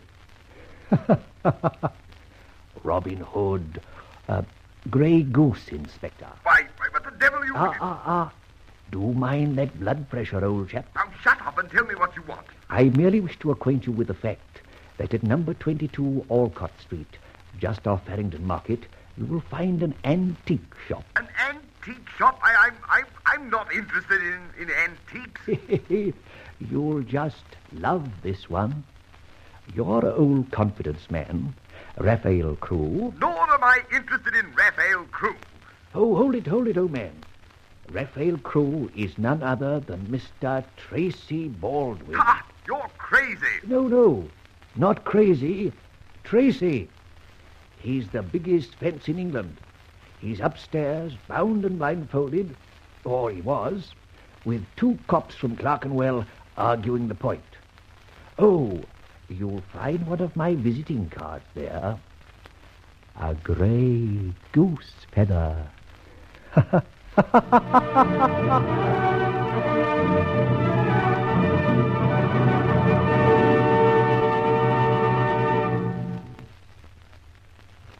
Listen again to the adventures of Roland Fletcher, the story of a modern Robin Hood, the Grey Goose.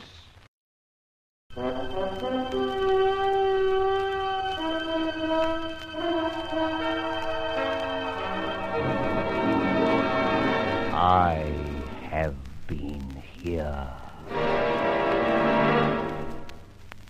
The Grey Goose, adventures of a modern Robin Hood.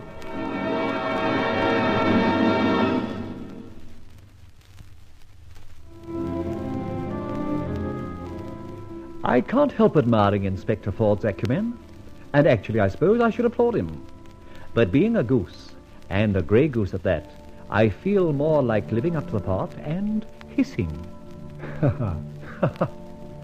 Well, we left old Raphael Crewe, alias Tracy Baldwin, to the tender mercy of the inspector. But the man who stole the clock, and the cop who wasn't a cop, they have to be, eliminated also.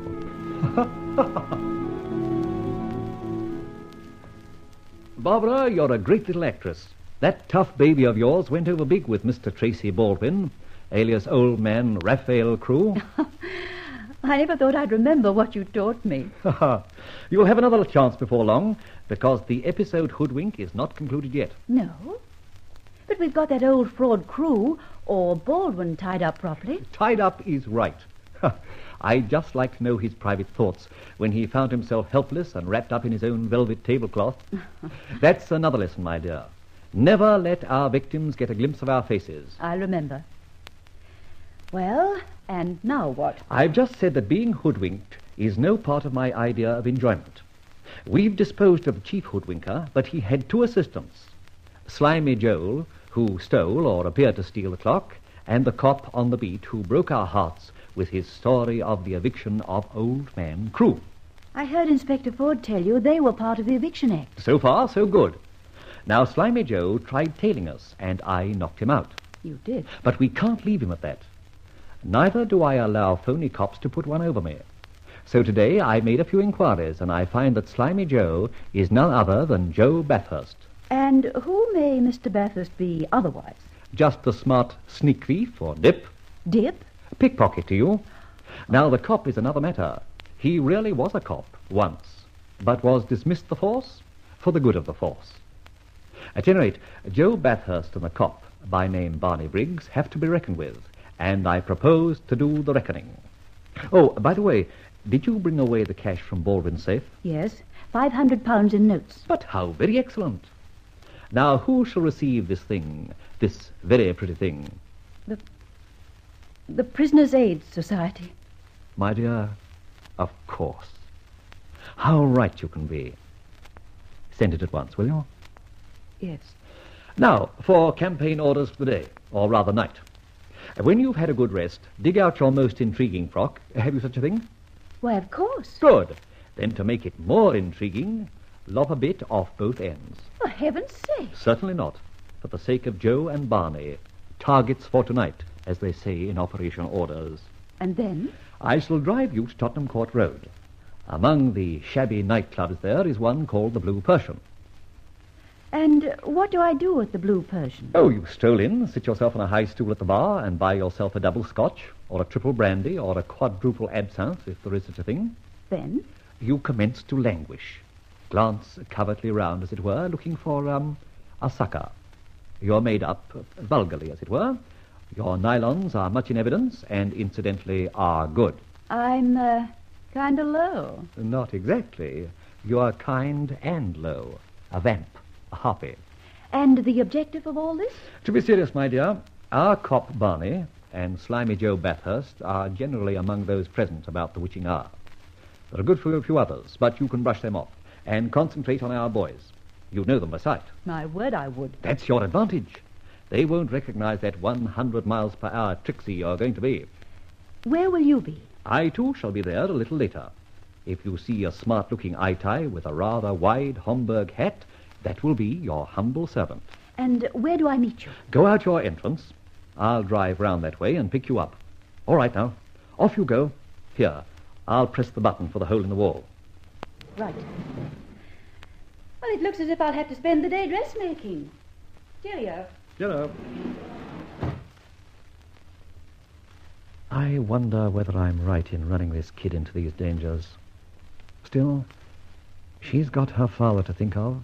And maybe, who knows, we can find out the truth in time. For her sake, I'd like to get old Brian Faversham out of jail.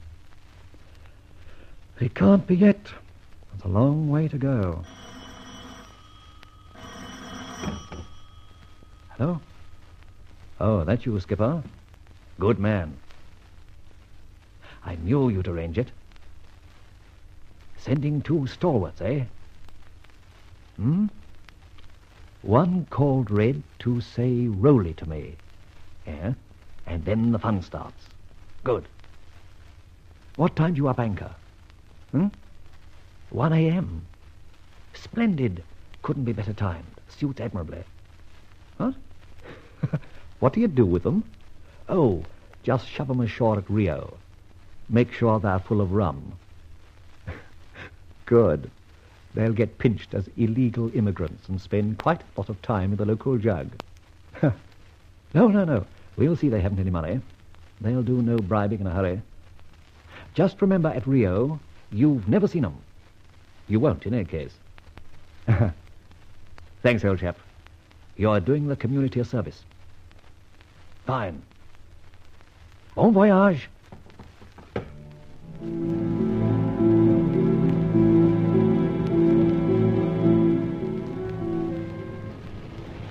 There's the Blue Persian, Barbara. I'll just drive on and find a parking spot a bit higher up. And you walk back. Suppose I'm, accosted on the way. Oh, just look haughty. I'll not be far behind you in any case. Now, off you go, and get those 2 thugs as jealous and savage as you can in the shortest time. And when I say, "Where's the music?" sing out, "My bag. Somebody's got my handbag."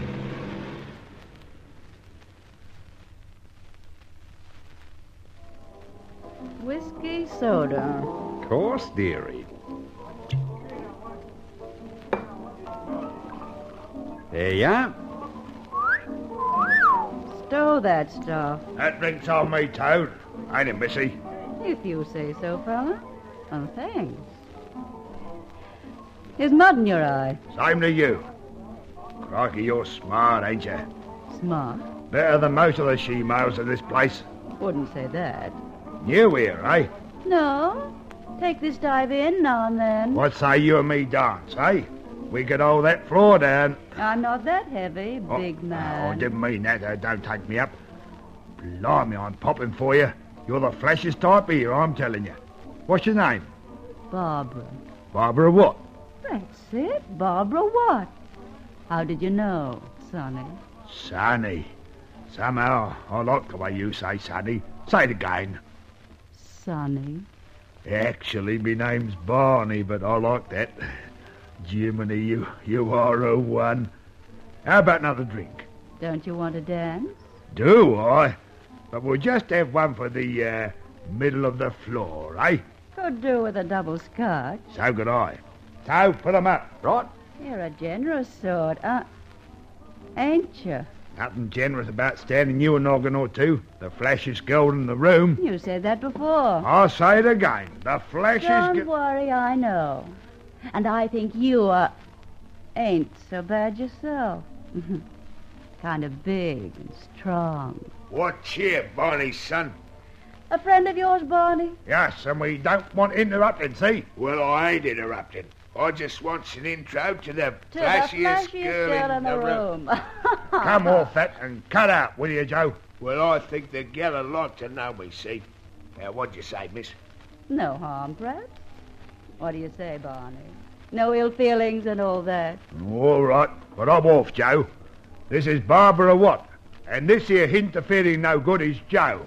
Gentlemen, I am wonder if it is a possibility you permit me to buy you one a little drink.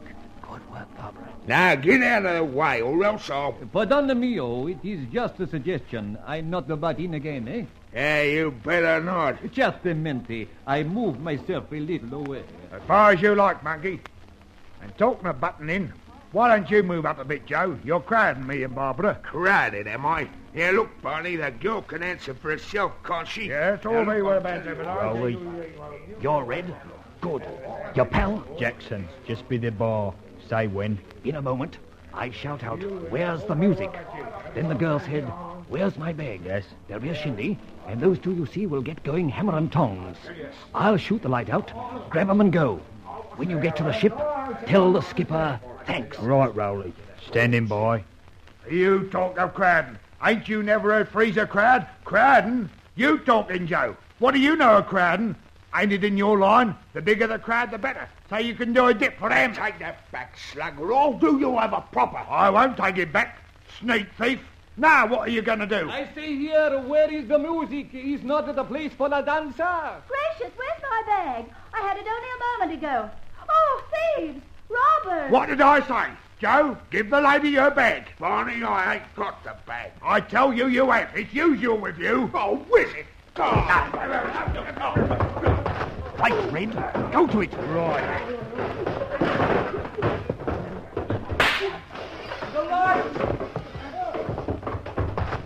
All right, Rowley. Red, where are they? We're just hauling them off. See you in port.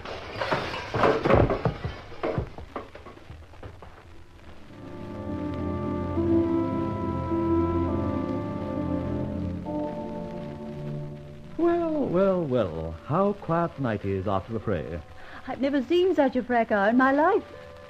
What has happened to my two swains? 1 o'clock a.m. The Tigress, bound for Rio de Janeiro, is now pulling up anchor.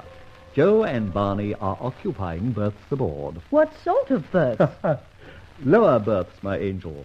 So low, almost to the bilges. But how, Rowley? Skipper Carnegie is an old commando pal of mine. He arranged it. While you arranged the fracas in the Blue Persian... They were abducted and put aboard. Shanghaied is the word. Rowley, have we achieved an advance in... In your dad's case? No, my dear. Nothing this time. But we have achieved the removal of 3 menaces to society. Mr. Raphael Crewe, alias Tracy Baldwin, Mr. Joe Bathurst, and Mr. Barney Briggs. Thus, Operation Shanghai can be written off as a success.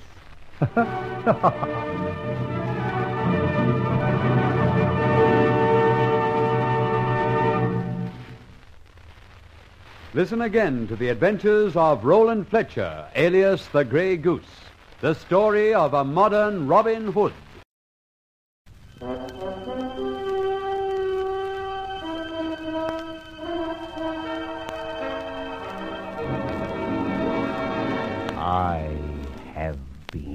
here. The Grey Goose. Adventures of a Modern Robin Hood.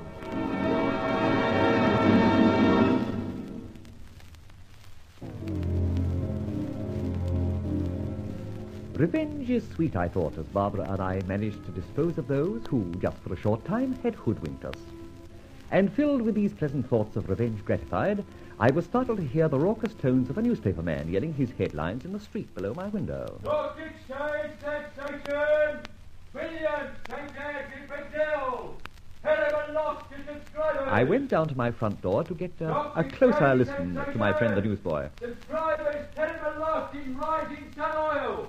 Fortunes made overnight! Here, paper, boy. Here you are, sir. Last edition. Oh, tough. Sensational stock exchange gamble! Millions lost!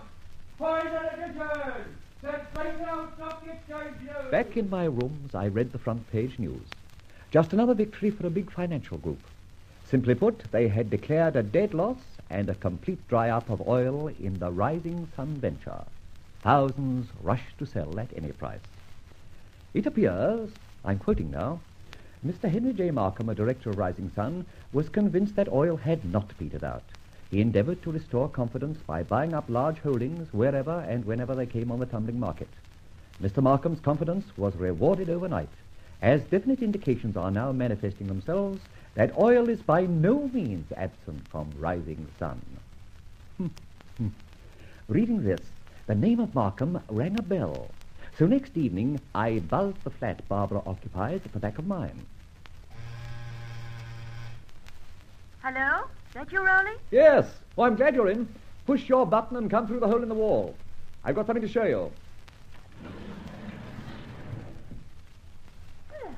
What's so engrossing in that paper? You really must remember, Barbara, to close that bookcase wall as you come in. Oh, sorry, Rowley. There now. And now, I want you to look at this evening's paper, the social gossip. Good heavens. Something registers, eh? Henry J. Markham, company director and well-known businessman, purchased recently the grand old Georgian manor, Staple Manor, in Warwickshire. Inset. A picture of his debutante daughter, Catherine, shortly to be presented at court. Markham. Henry J. Ring a bell? Good heavens, it rings a crashing multitude of bells. Markham was... Yes, Markham was one of the 40 thieves. He was my father's right-hand man. His evidence at the time practically put my father in jail. But it was lies. Lies, lies. Most people didn't think so, but I do. Thank you, Rowley. I think after reading last night's paper, it's time we crossed another name off your list. Markham? Guest in one, my dear. Markham is our next call, and if possible, Master Henry J. will be made to toe the line. Yes, I think from the latest news, the Grey Goose would like to see him. So it's hey for Warwick, the home of the Mar of Avon, and that rather more unworthy citizen, Henry J. Markham. What do I do? This, my favourite actress. Scanning through the ads, I find they're short of chambermaids at Staple Manor. You are going to get the job, and after that we shall put into practice certain, malpractices and achieve, I hope, the downfall of one more of your father's rotten crew of scoundrels. Thank you, Rowley.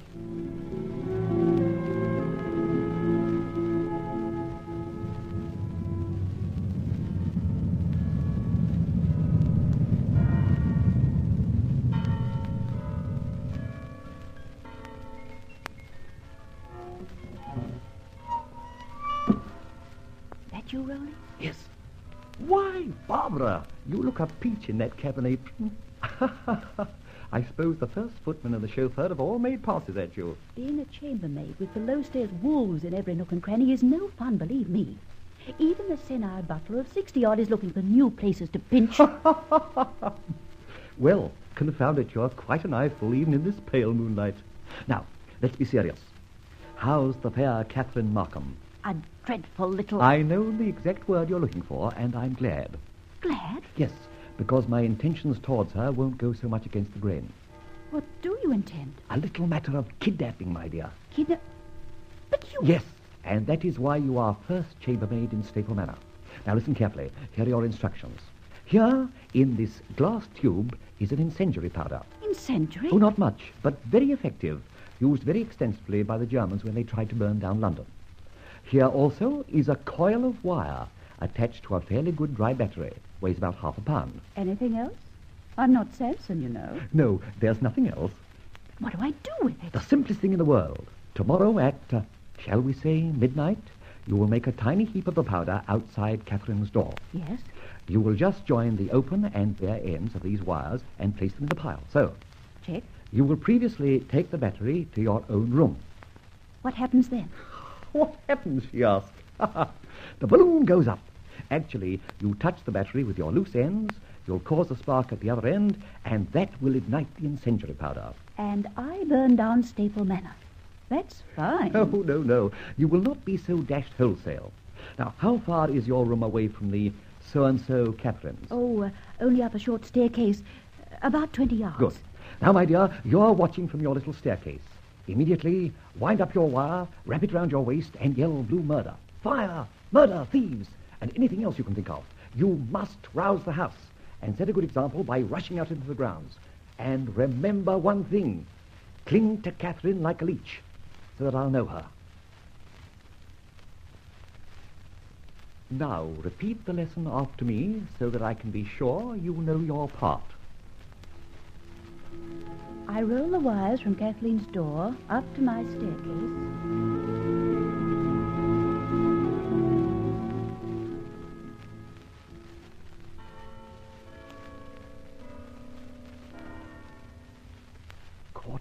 Midnight. I hope Barbara has remembered everything. Good girl. My hat, how that girl can scream. Most disconcerting under some circumstances, but terribly useful just at the moment.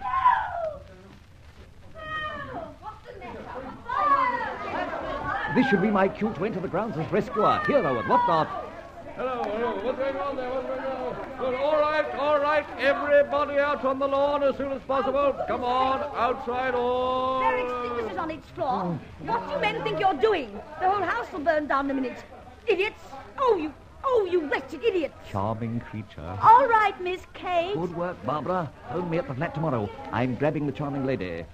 Come on, miss. Away from these sparks. You might catch fire, you know. How dare you touch me like that? How dare... Scream not, my charming Kate. Kiss me, Kate. This is your Petruchio. Just my scarf over your head, sir. I beg your pardon. My hat, you're strong. Well, praise be, I'm stronger. Come into the car with you. Must I tie your hands? All right, then. Now, in you go now.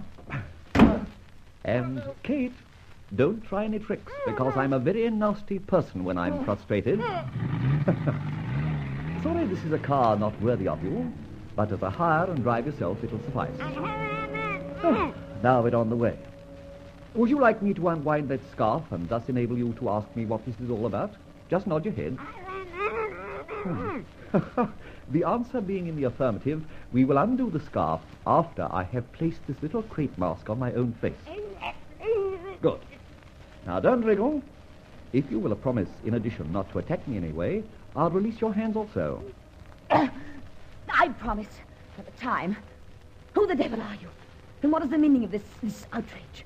And why have you abducted me, you thug? One question at a time, fair Kate. Who the devil... I think you said devil? I did. I thought so. Who I am is easy. I am the Grey Goose. Who is he? Oh, first score to you.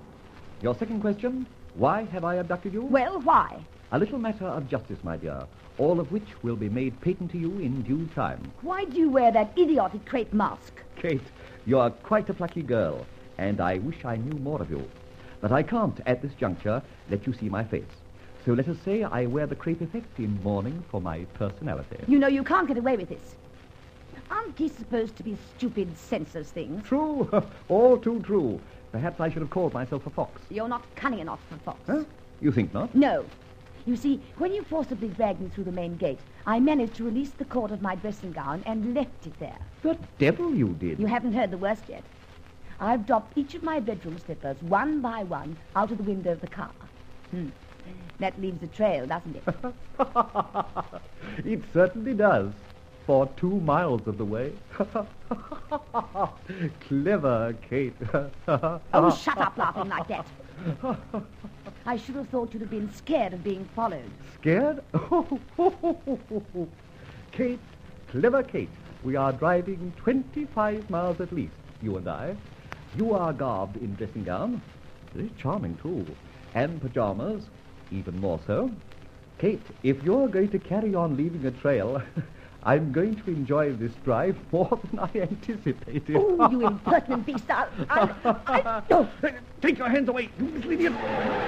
You'll have us in the ditch at any moment. I'll have that mask off you if it's the last thing I do. All right. You asked for it. No! Thank goodness I managed to pull the car up before you wrecked us. You slapped me. I did, and by so doing, probably saved our lives. If you're going to continue like this, I shall not be so particular where I slap you next. You unutterable beast.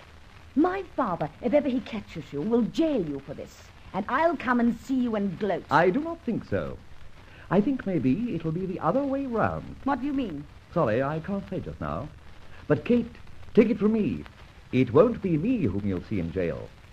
Now, wench, are you going to behave? No. I'm getting out of this car this minute, and if necessary, I'll walk home. You will not, in bare feet. And if you don't behave, you walk my way, tied to my door handle by this cord round your wrists, while I drive in comfort at a steady few miles per hour. You cur. You wouldn't dare. My dear girl, for the cause I serve, I would dare anything. Have you no pity, no feeling at all? Yes, I have. Sorry as I am to do this to you, it is dictated by pity and feeling. Pity for those of whom I think you've never heard. Oh, stop talking, and drive on to wherever we're going. And remember this, you idiot of a goose, grey or hummingbird-coloured. You pay dearly for this, and the devil take you.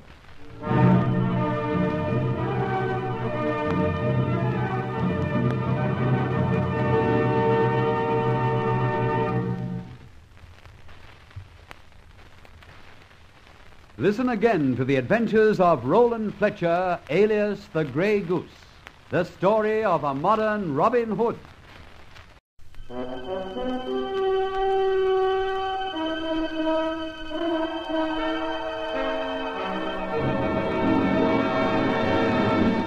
I have been here.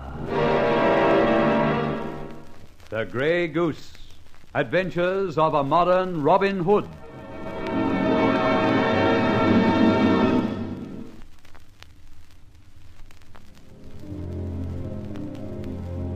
This rather goes against the grain. I've abducted a young lady. You see, Henry J. Markham is obviously a stock exchange rat. He's rigged an oil whale by what I consider foul means, leaving shareholders completely in the soup. How many I cannot even guess at. False surveys and essays, and bing, the shares drop to nothing.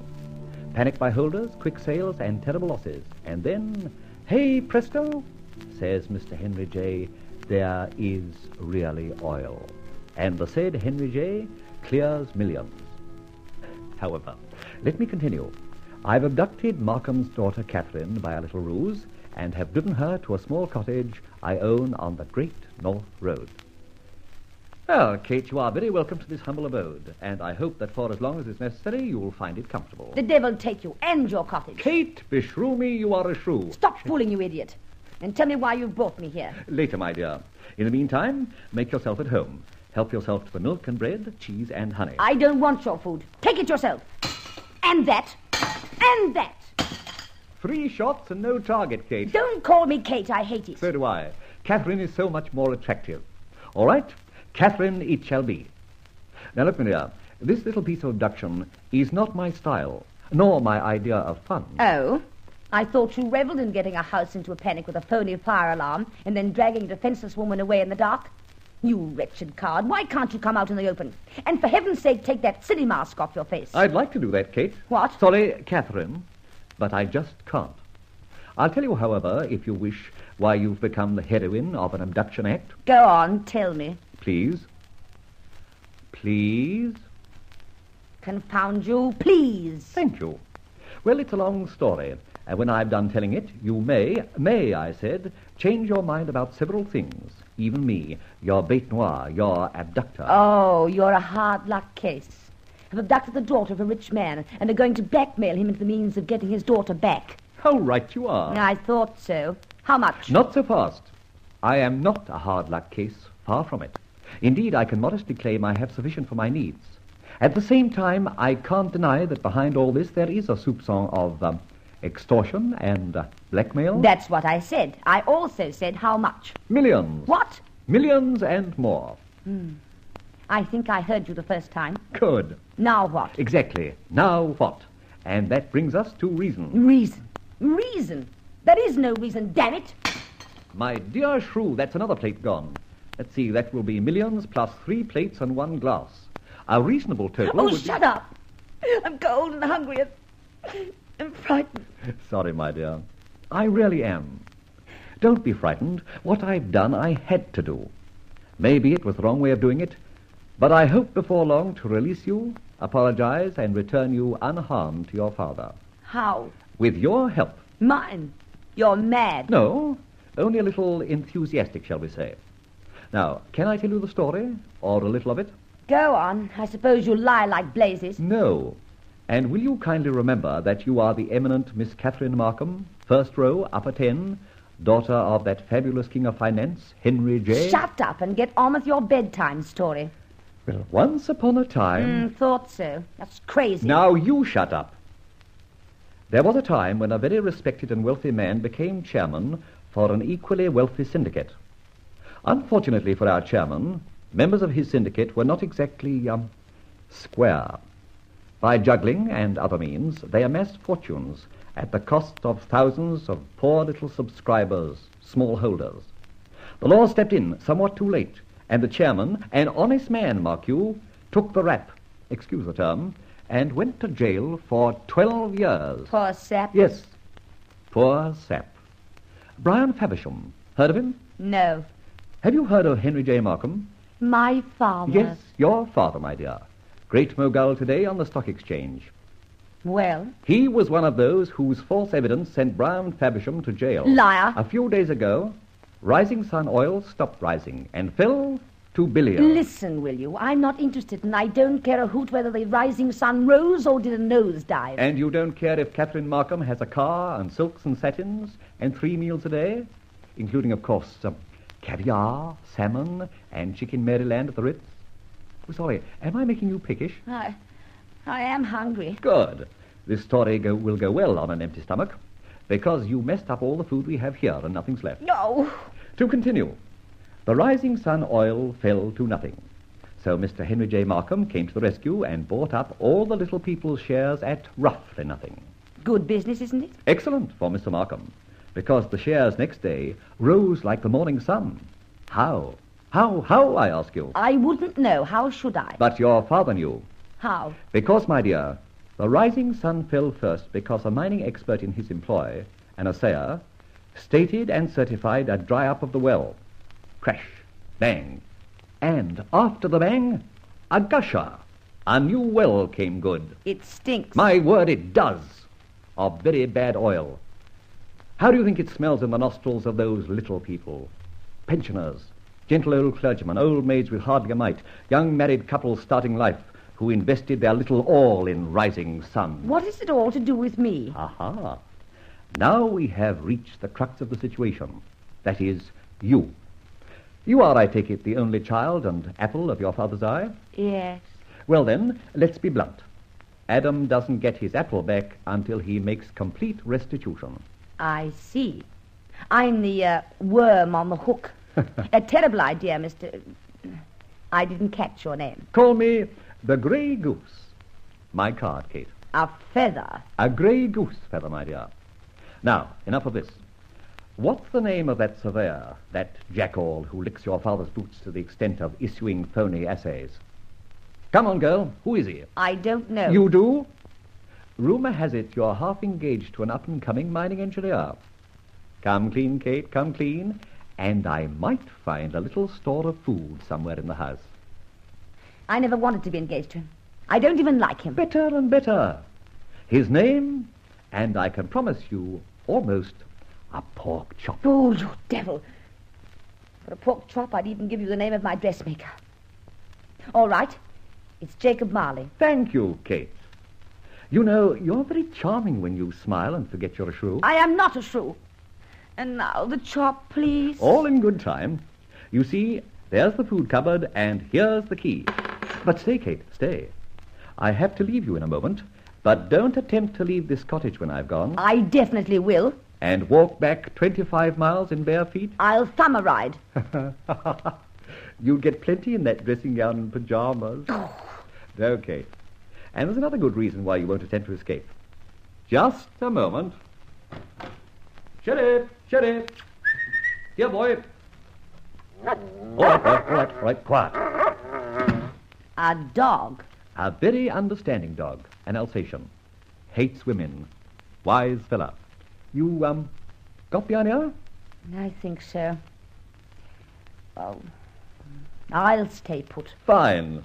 Make yourself at home. I shan't be away long. Why do you call your dog Sherry? Because he's a terrible headache to most. Who? Where are you going? To see Mr. Jacob Marley. Au revoir, Kate. Au revoir. Petruchia.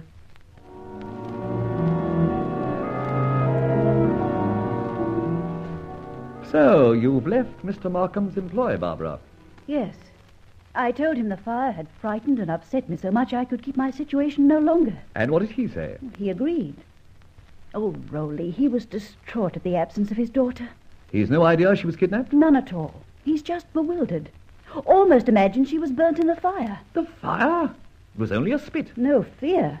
It destroyed her room entirely, and most of the passage. Quite a show, I can tell you. Oh, Rowley, if you'd seen that man almost beside himself with grief. You're sorry for him? Not really. After all, he's the cause, or largely the cause, of Dad's trouble. No, I'm not sorry, but I'm sorry we had to descend to kidnapping. That poor girl. That poor girl? Oh, Barbara, have you ever run into a wire brush or a hedge of blackberries? No, but I see what you mean. And now what? A little excursion, my dear, to Adelphi Terrace. Adelphi Terrace? Who lives there? One Jacob Marley, a mining surveyor and a sayer. You going in for mining, Rowley? Let us call it undermining, shall we? Mr. Markham, for instance. Shall I come with you to Adelphi? Ah, it's not a bad idea, now I come to think of it. Yes, Barbara, hop into your flat, change into something dark, and join me in 10 minutes. Right. See you downstairs.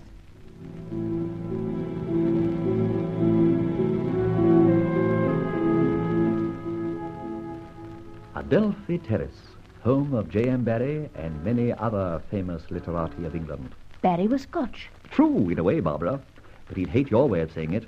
Barrie was not Scotch. That's whiskey. Barrie was a Scot. Oh, sorry, Mr. Barrie. All right. Now, here's Jacob Marley's place. Let's reconnoiter. Into the doorway, Barbara. Let's try Charlie Austin's little gadgets on this door. Good. We're in.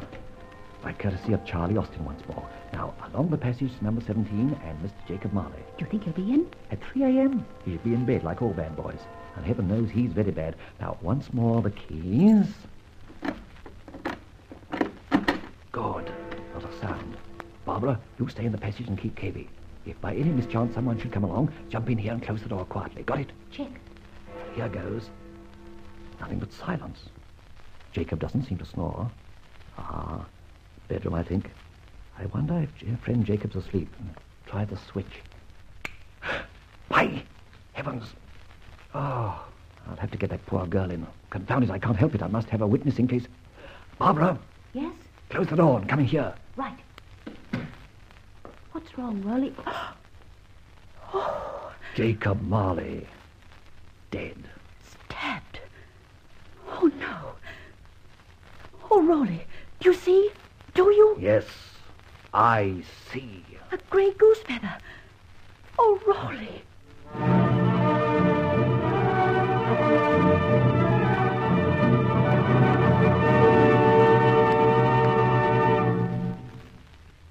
This adventure of Roland Fletcher is yet to be further told in the next episode of The Grey Goose, The Adventures of a Modern Robin Hood.